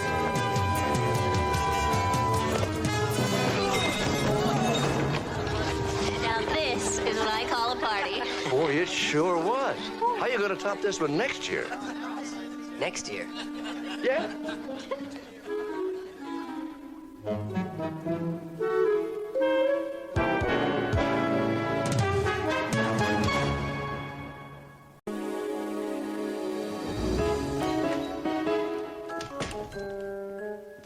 Dad? Hi. Pick a card. Dad, the movie starts in 20 minutes. We're the only two people on the planet who haven't seen it. Let's not be late. Doesn't matter if we're late. The picture's 3 hours long and the ship doesn't sink till the end. But it's more than that. It's the grandeur of the whole thing. It's the style and elegance of simpler times. It's the bittersweet romance. It's my phone. Sloan. Yes, Captain. Well, I'm in homicide, remember? A restaurant brawl's not exactly my department. What do you mean, my restaurant? What? Steve, I don't want to interfere, but you spend a lot of time with Tommy. Try to hear his side. Better be good. I barely got him off the last assault charge. Hey, guys. It wasn't Tommy's fault, really. Really? Yeah, that guy over there. The giant. Well, he starts really ragging on me. Give me this, give me that, hurry up. This food's not worth it. You know. Well, he insulted the food, so Tommy hit him? Oh, Tommy hit him because the guy tried to hit me. So Tommy hit him first? Oh, Tommy got in the middle of it, but then the guy took a swing at Tommy, and he ducked. By the way, excellent move. Thanks. Then when he gets up... Sounds like simple self-defense to me. Simple self-defense? There are other ways to solve things like this, Tommy. You should have let Jesse handle it. Steve, are you kidding? That guy's a monster. Steve is right. There are other ways we could have handled this. We could have... Called the police? Could have called the police. That would have been one way to handle this. Look, Steve, I'm really But sorry. Tommy, don't. I've heard it all before. I vouched for you in court, remember? This is just the kind of mess that got you in trouble in the first place. I'll tell you what, tough guy. I got just the place for you. Tomorrow, 7 a.m. sharp. You want to stay out of jail, you be there.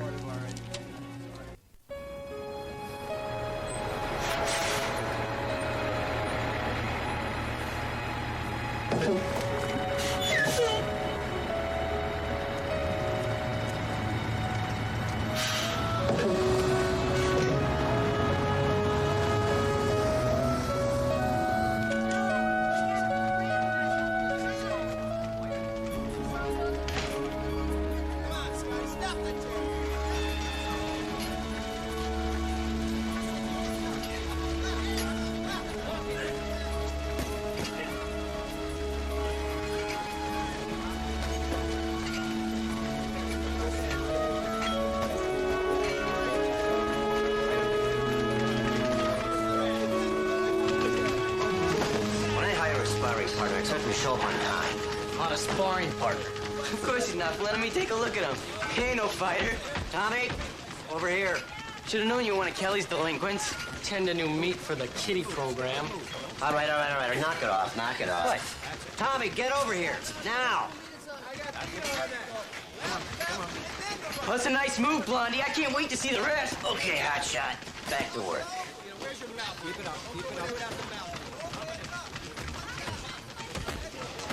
Left, right. Come on. Keep away from Flynn and his boys. He started it. Just keep away from Flynn and his boys. So what am I supposed to do here? Whatever he says. Tommy, this is Kelly. He owns the gym, and for the time being, he owns you. Whatever he says goes. Got it? Yeah, whatever. Welcome to the Never Say Die gym, Tommy. Never say die? What's that supposed to mean? Well, you'll find out soon, though. Should have brought him here first before the restaurant. Don't worry, we'll put him to work. Great. He's all yours. Let's get one thing straight up front, kid. I'm not your babysitter. I'm here to work off your community service hours. You apply yourself, follow the rules, we'll get along just fine, okay? Yeah, right.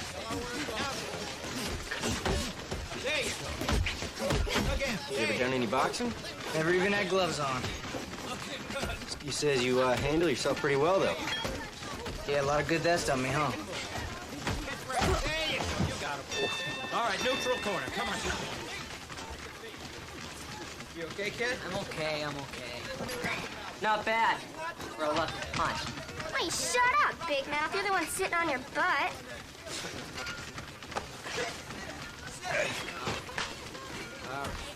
Deep breath.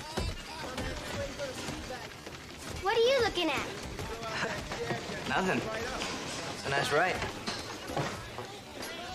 That's Maddie. Madeline, actually, but don't call her that unless you want to go a few rounds with her, huh? Doug's gonna have a hard time living that one down. That's her older brother, Doug. They're part of the at-risk juvenile program we got running here. At risk? I'll talk to you more about that later. You're gonna do some work with the kids. Right now, there's the locker room. Go on, I'll meet you in there in a minute. Punch out! Hey, I was ready. So, what do you think? These kind of problems are nothing new around here. Foster home, youth camp, probation 4. Assault and battery, 3 counts. I don't know, buddy. We're starting kind of late. Wish we had him in here 5 years ago. Yeah, I know. Just got a feeling about him. With some work on that short fuse, I still think he can turn himself around. Okay. That's good enough for me. And you know how I feel. Never say die, huh? That's right. All right, pal. Thanks. Call me if you need me. You bet. Take care. Okay, let's get to it. See those cartons? That's a month's supply of Sports Chem energy drinks. Sports Chem? They're one of the sponsors for our at-risk program. Anyways, the drinks need to come out of those cartons and get stacked in the cabinet. Then you can go mop up the head. Hey, ain't no janitor, man. Besides, I thought your whole deal here, this whole program was about boxing. This program is about a lot more than just boxing, Tommy. It's about discipline. It's about self-control. And right now, it's about putting those drinks away.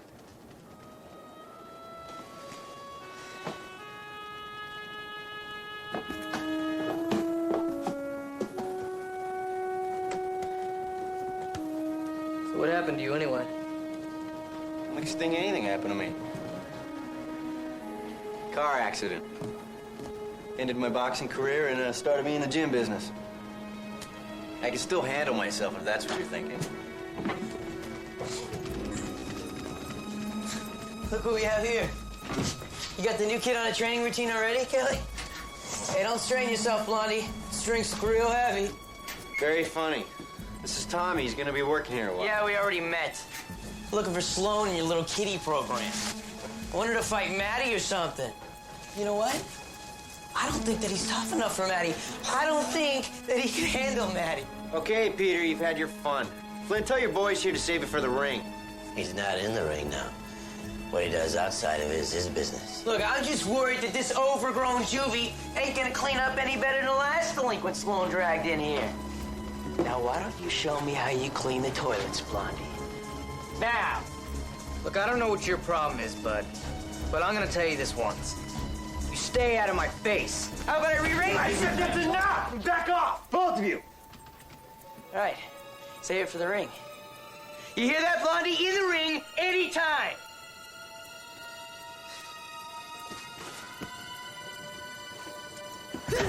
Ooh, excuse me! Sorry about that, Kelly. Just put it on my bill. Why do you let jerks like that in here? Because I need them, that's why.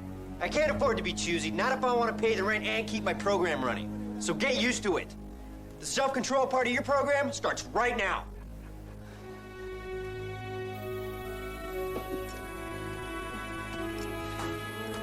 So you're gonna take a lot of work.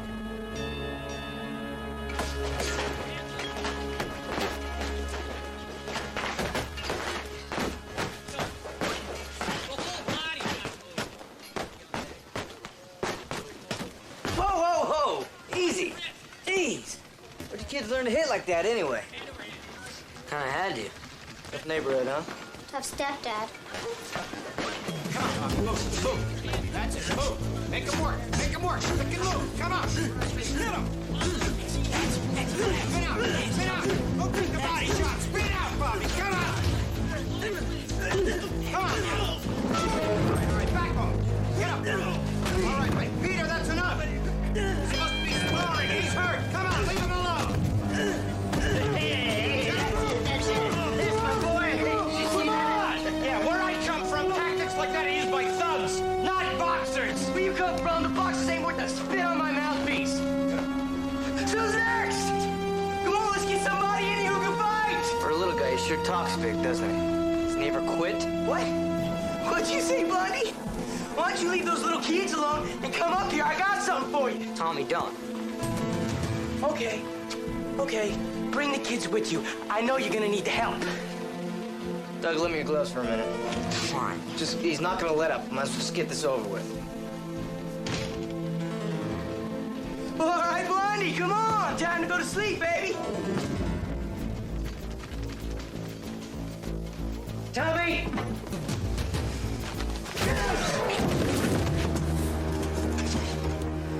Oh, it's too bad, Blondie.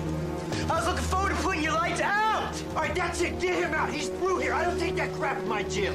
Why don't you come throw me out yourself, Gimpy? Come on, cripples. You heard Kelly. Get him out of here. Now. Get off. This ain't over, Blondie. I did over. Get up. That's not why I brought you here. Steve, that guy's been in my face since I got here. All right, I didn't have a choice. But you did have a choice. Why is it that you always make the wrong one? You didn't even make it through one day, Tommy. Look, I'm trying to help you here, but I can't do this by myself. This place could be your last chance. Whether you make it work or not is up to you. You all right, Tommy? Yeah. I swear, I don't know what happened to that kid. He used to be one of the most promising fighters I ever had. And Flynn shows up one day, and it's like he has a complete personality transplant. Look, why don't you go on home? You've had a long day. Go get some rest. All right, go on. Try again tomorrow. You need a ride? No, I'll just take the bus. I was trying to make a point there, you know. Hey, what'd you expect bringing him to a place full of fighters? Too much, I guess. I was kind of hoping he'd listen to me. I think he does. He was pretty good with the kids. You just gotta give him some time, you know? That's what worries me. He's running out of time.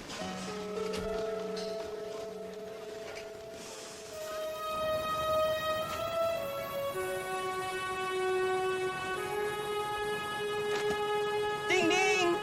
Round two. No one's gonna stop us out here, Blondie. Here's your chance. No Sloan, no Kelly, just you and me. So come on! What are you waiting for? Let's go. Come on. We got it. I don't want any trouble, Peter. All right, I just want to get on my bus and get out of here. Man, I was right about you. You ain't no fighter.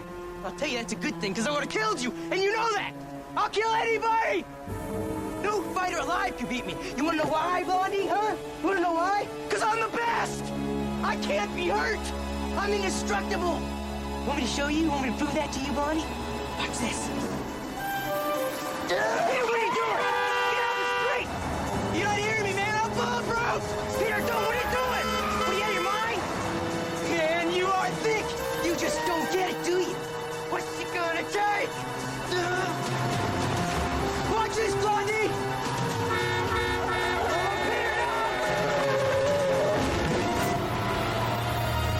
Oh, my God.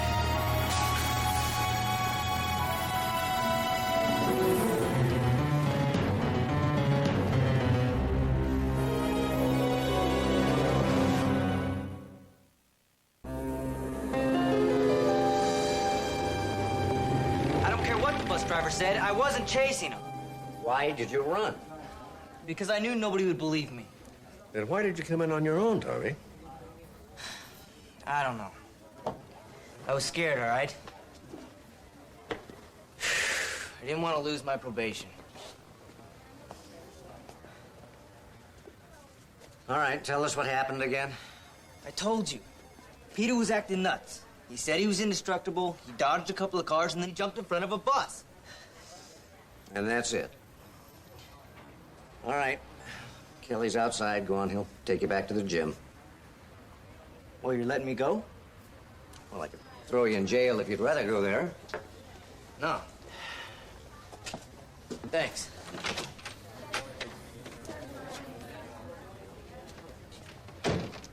Was that a good idea?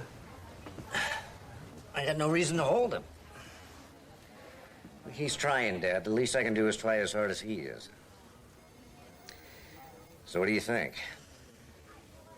If Tommy's right about what happened, I have some serious questions about Peter Washburn's behavior and what caused it. When did Amanda say the autopsy report would be ready? Not till in the morning. Hey, you want to catch that movie? No, I'm beginning to feel like I'm on my own sinking ship. Peter Washburn's temporal lobe was scarred.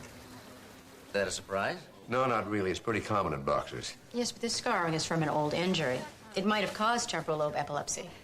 Well, that would explain the irrational behavior. Would it make him irrational enough to kill himself? Yeah, I don't know. But something made him think he was indestructible. Did anything show up on the drug screen? Nothing. Everything seemed normal. What about physical signs of a struggle? Physical signs, Steve. The man got hit by a bus. I thought you said the driver saw what happened. Well, the more he thought about it, the more he decided he really didn't see anything. He just assumed Peter was being chased. People shouldn't assume. Leave that to pathologists. And it sounds like the pathologist has cleared Tommy. Yes, it does.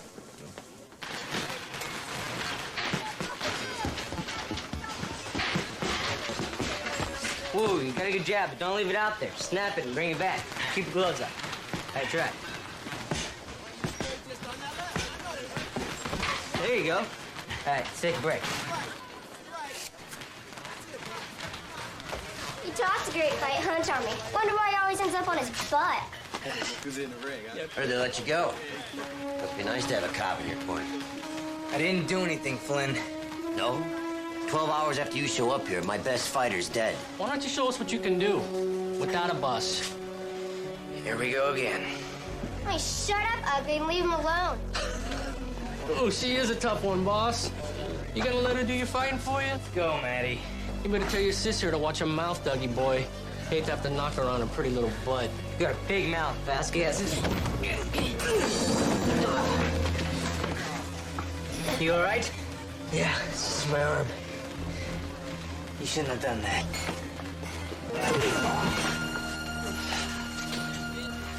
Throw me my gloves. I don't want to hurt my hands when I crack this guy's skull.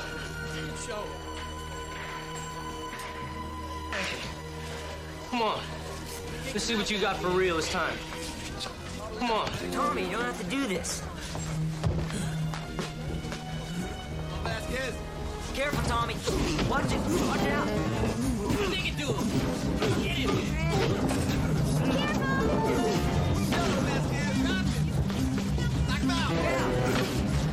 Keep your hands up, Tommy.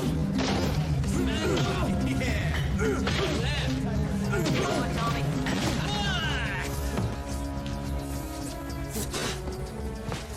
Hey, you can't do that. Come on, Vasquez. Stop it.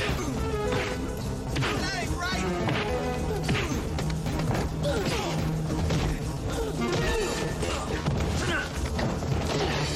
All right, get them out of here.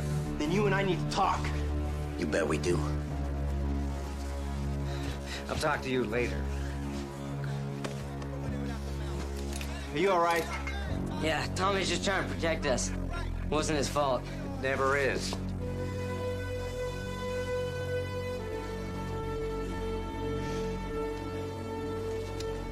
We're gonna keep you in this flexi brace while you start physical therapy. Dr. Latimer? Yes. Could I see you a second? One moment. Practice walking the way I showed you, then sit, stand, and walk some more, okay? Okay. I'll be right over here if you need me. Boy, it's amazing how many bones you can break when you fall on snow. Looks like you'll be giving him physical therapy for a while. Yeah, but he's lucky. He'll be able to lose that brace eventually. Some of them don't. Like Brendan Kelly? I can't believe he's walking, even with the braces. Was that bad? Oh, yeah. He had multiple compression fractures of the spine. Both his legs were crushed. We had to put steel rods in both femurs and fuse his left ankle. Sometimes I wonder what's worse for the patient, the injuries or the repairs. Brendan Kelly must be in a lot of pain.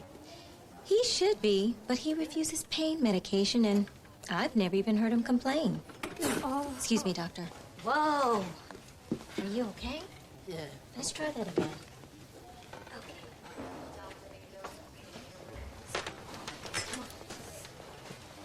Hang in there. See you, doctor. Thanks, Doc.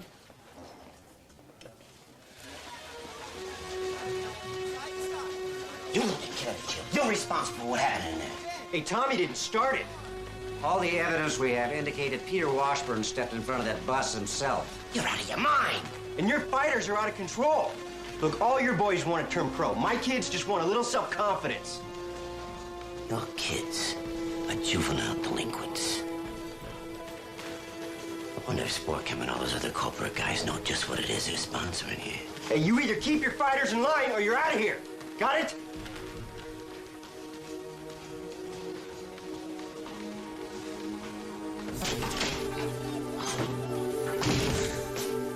Surely I could have thought of a better way to make a living, huh? I'm sorry, Kelly. I shouldn't have brought Tommy here. Why not? I mean, the only thing that's wrong with him is his temper. Not enough? What happened to that feeling? Just needed somebody to trust him. So far, all I can do is trust him to get in fights. Yeah, but you know what? He's been working pretty well with Doug and Maddie. And there's got to be some way to reach him. Maybe there is.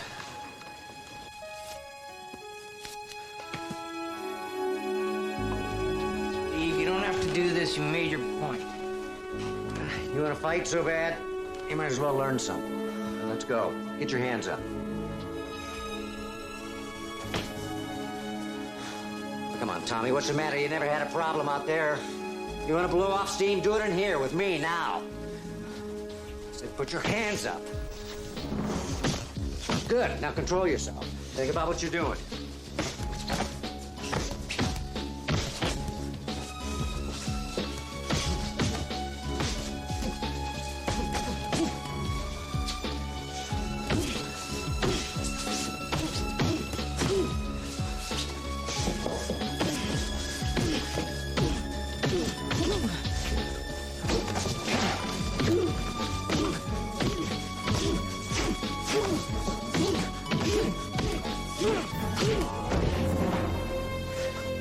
Sorry, Tommy. You keep dropping your hands. Come on, that wasn't that hard. Get up. What's the matter, Tommy? You all right? I can't see, Steve. What? I'm blind.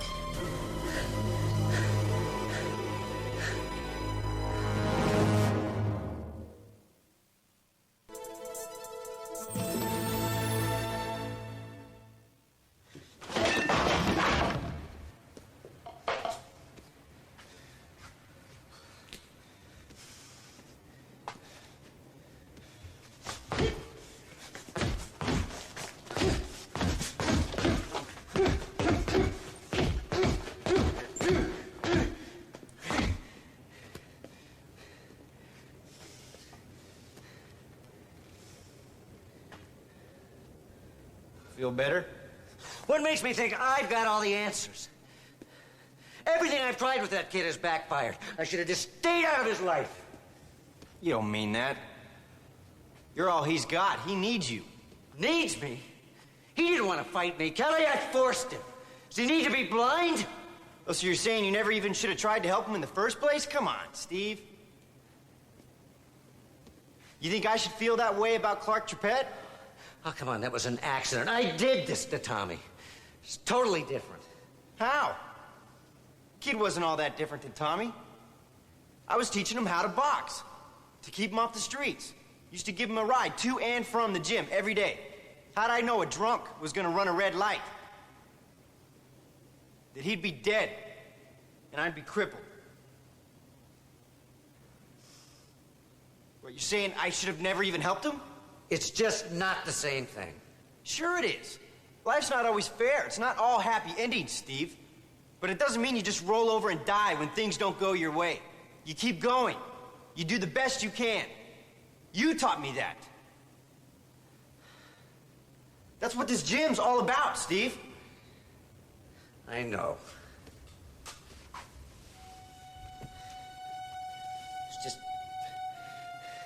I care about this kid. I saw something in him the first time I busted him. He's not a bad kid. He's just never had a break. So I appointed myself as savior, and this happened.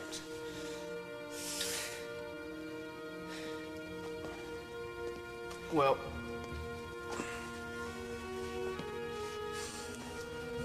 if you're right about Tommy, he's not gonna blame you. Come on, let's go down to the hospital and see how he's doing. I can't. Not yet. I wouldn't know what to say to him.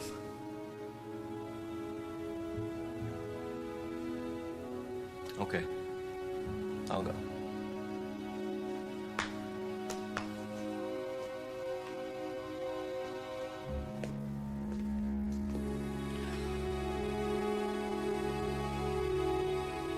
Well, there's no bleeding in either of your eyes, no retinal detachment.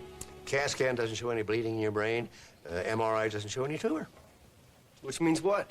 Well, it means that the blow didn't cause Tommy's blindness. So what did? Well, we don't know for sure. We can't find any physical or neurological reason for it. That's good news. I mean, we're certain that in time you will recover your vision. How much time? Well, we can't really say. I wish we could be more definite, Tommy, but try and be patient, and we'll do everything we can. Well, hey, that's good news. I mean, I know Doug and Maddie will be happy. They keep talking about how boring it is down at the gym without Tommy there picking fights all day long. Hey, Mark, has Steve been by at all? No, I haven't seen him, Tommy, since they brought you in. I'm sure he'll be along. Yeah. Okay, you try and get some rest. We'll be looking in on you. I'll hang out for a bit. If you need anything, bust for the nurse. All right, thanks. You know, the strange thing about Tommy's blindness, unless it's a massive head injury, most people just go blind in one eye at a time, not both at the same time. Well, if the trauma didn't cause it, what did? Peter Washburn steps in front of a bus because he thinks he can't be hurt. And Tommy Anders goes blind, apparently for no reason. Unless it's about drugs. But not your everyday street drugs. These guys are athletes. Some of them will take anything if they think it'll give them an edge. And something's going on down at that Kelly's gym that I don't like. I want to find out what it is.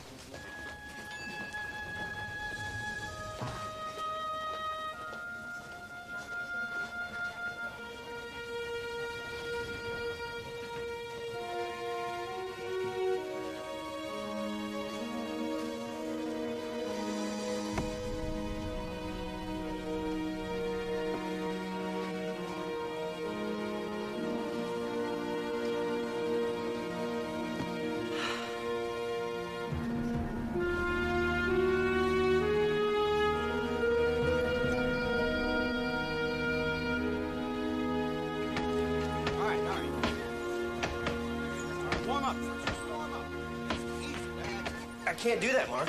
I mean, if I start demanding drug tests on everybody that walks in the door, pretty soon nobody will walk in. I know it's hard to believe, Kelly. Oh, it's not hard to believe at all. Believe me, I've seen too many of them come in here all hyped up not to know the signs. And I won't put up with it. I mean, even Flynn knows that. But don't you want to find out what really happened to Peter and to Tommy? Well, of course I do. But there are other things here that are at least as important. What, sanctuary for these kids? Exactly.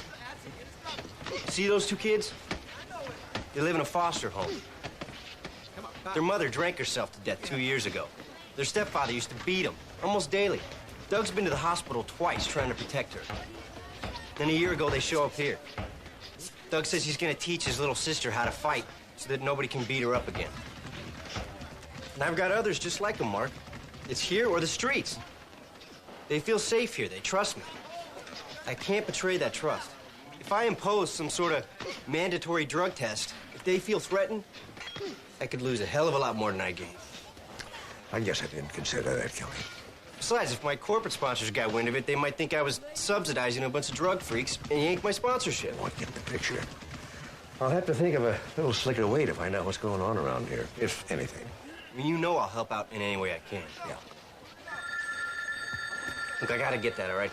If there's anything else, you let me know. Thanks, Kelly.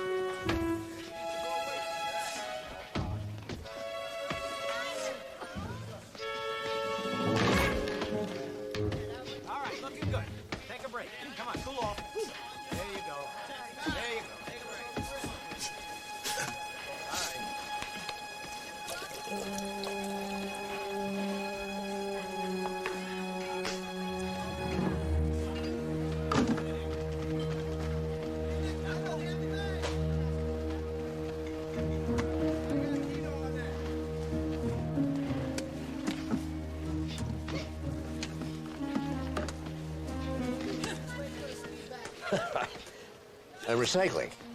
Oh. Spend some time out of the States, you forget all about that kind of thing. We've been away?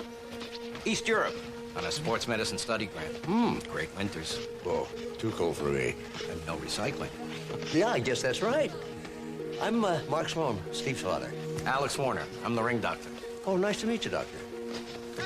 You know, we have some other trash bins out back you can dig through. Oh, think this will do me for now. Very nice to meet you. Nice to meet you, too.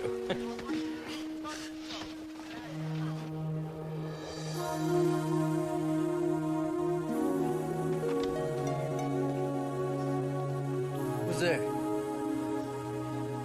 Just me. Tommy, everything okay?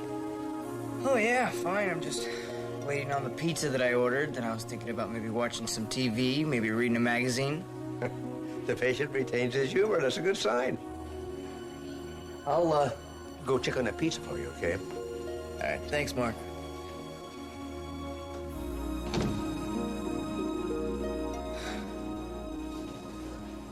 Jesse and I have been looking all over this hospital for you, and you keep disappearing. I didn't think anybody would want to talk to me. Steve, the punch didn't have anything at all to do with Tommy's blindness. What are you talking about? None of the tests showed any signs of a trauma from a blow. Well, if my hitting him didn't cause the blindness, what did? Well, it's just a guess right now, but I think it involved taking some kind of a performance enhancer. I don't know. Tommy may be a hothead, but I'm sure he's not on drugs. I don't think he knew he was taking anything. I have Amanda running some tests on a sports drink I found in that gym. I think the drugs are in there. If you're right, that means other kids at that gym could be on drugs without their knowing it. The question is who's behind it and why? I got a pretty good idea about the who. Steve? Don't worry, Dad. I'm not gonna kill the guy. I'm just gonna scare him a little.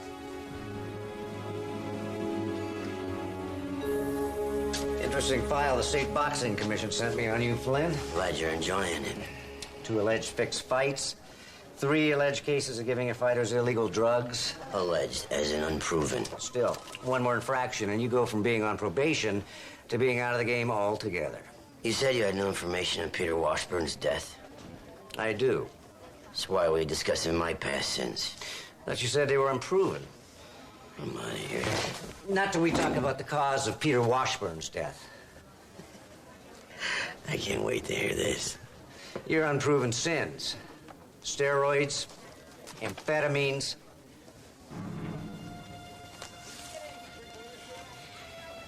You may not believe this, Sloan, but I love boxing.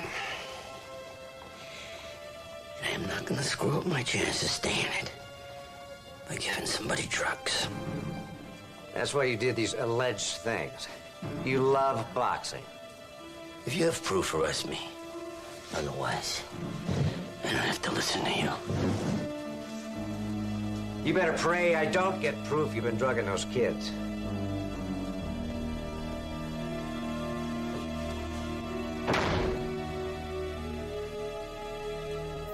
That's great news, Tommy.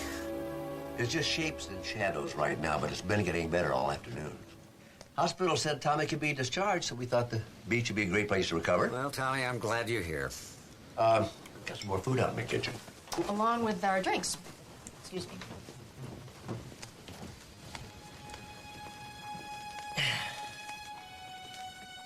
Listen, Tommy. Steve, you don't have to. Yes, I do. You know, I was just trying to help you, but I guess I tried too hard. I lost my patience. I'm sorry. It wasn't your fault, Steve. I mean, you're right. I should have kept my hands up. Besides, like you said, you were just trying to help me. You know, that's more than anybody else has ever done. Sometimes I feel like I'm just making things rougher for you, but if you'll stick with it, I will. Never say die, huh? You're catching on. Don't try anything without this plum sauce. I bet Steve would rather have this. You found an altered anabolic steroid? I not only found it in Tommy's blood and Washburn's blood, but I also found it in those bottles of sports drinks that Mark brought in. Why altered? So it couldn't be detected in a normal drug screening. What's interesting is that the steroid was combined with a small amount of phencyclidine. PCP? Yeah. Now, this steroid would enhance an athlete's performance, making him more aggressive, where the PCP would reduce his inhibitions. Maybe even cause him to step in front of a bus. That doesn't explain what happened to Tommy. Oh, but it does. When Tommy got hit, the PCP in the drink caused the arteries in his brain to spasm, much like a migraine. In Tommy's case, it caused temporary blindness. Now, wait a minute. Peter was sparring all afternoon before he died. Now, if he was drinking the same stuff, too, then why didn't he go blind? We wondered the same thing, so Amanda checked all the other bottles. And I discovered different combinations and different amounts in the bottles. It was as though someone were experimenting with the dosages to see how the athletes would react.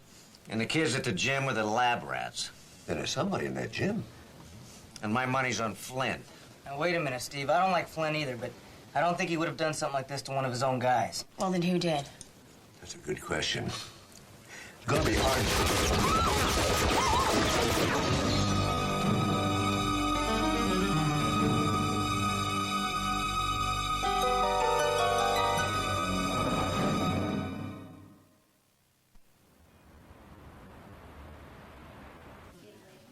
Look, that hurts. It's just the gauze. I don't care. It hurts. It doesn't hurt. You're being a wimp.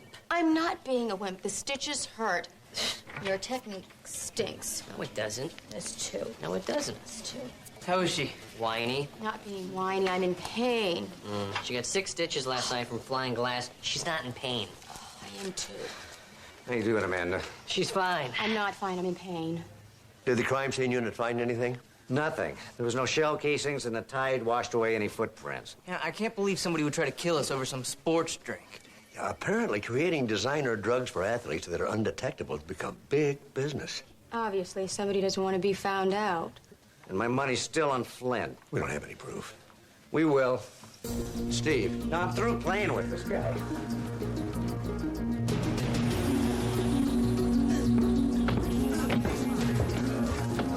Steve, if you're right about Flynn, I'll lend you my cane to use on him. This isn't the place. Look, if you have to take him, will you please think of the kids? Just let me do my job, Kelly. Flynn! Oh, give me a break. What do you want now, slow? Hey! Don't! You've shown really poor judgment, Flynn. Hey, you can't do this. Oh, I can't, huh?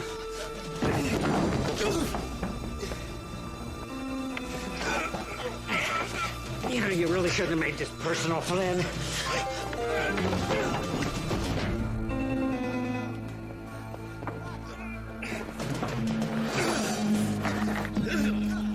You blind Tommy. Then you shoot at my father's house and put my friend in the hospital. You think I was just gonna take that? Stupid. Steve, don't! Come on, man. Steve, let him go.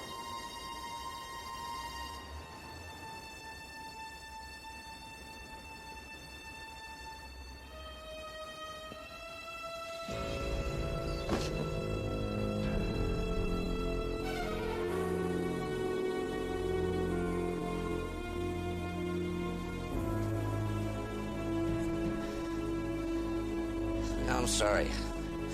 Doug. Maddie, I'm sorry.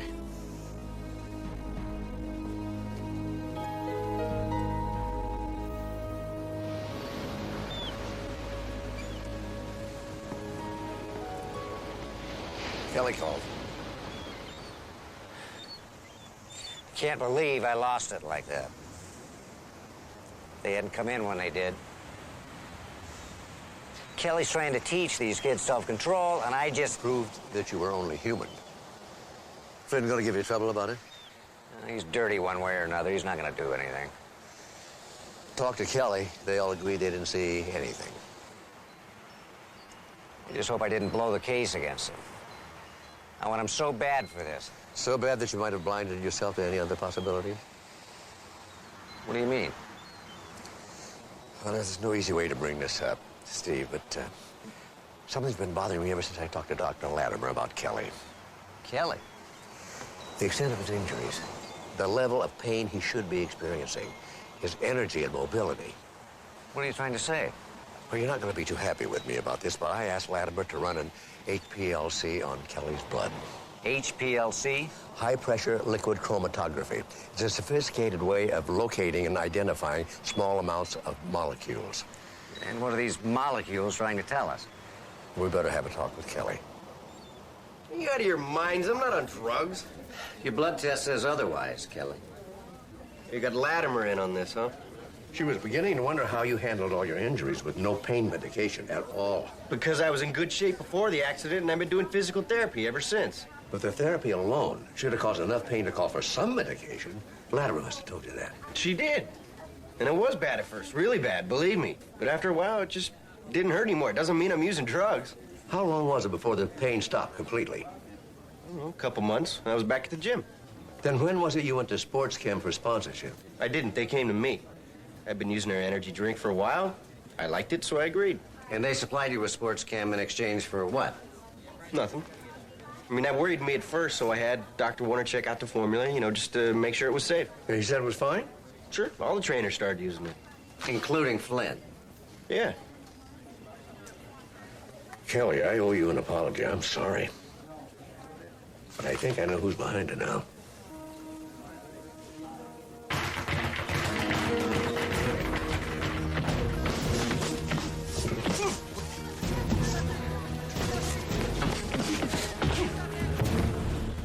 Get up! That's just a little tap. Come on! Hey, hold on a sec. Warner. Here you go, catch. There you go. That sports chem must be pretty good stuff, huh? Yeah, not bad. Gets their electrolytes straightened out.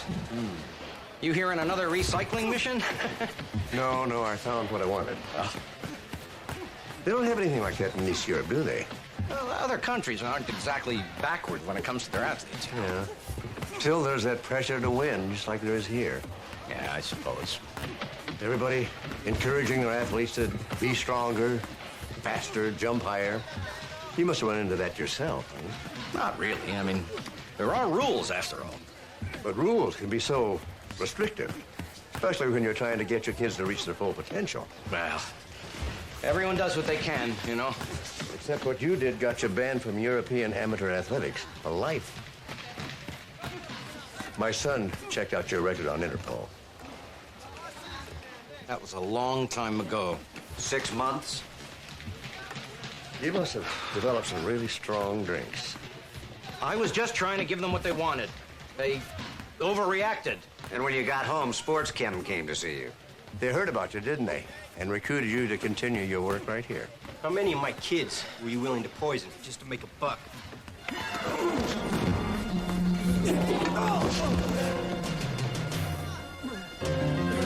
Mother Warner!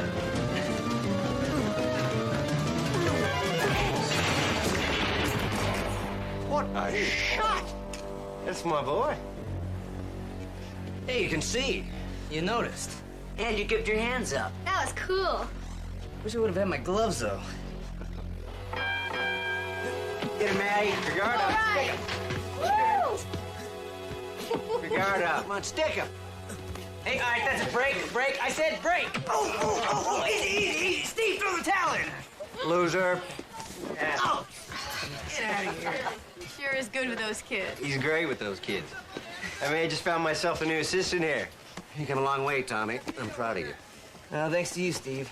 And to you, Kelly. Don't worry about it. That's what I'm here for. All right, Steve, let's go. You're up. So, who's this guy you got me sparring with? You know, I don't know. He just wandered in off the street one day. But, you know, watch yourself. I hear this guy's an animal.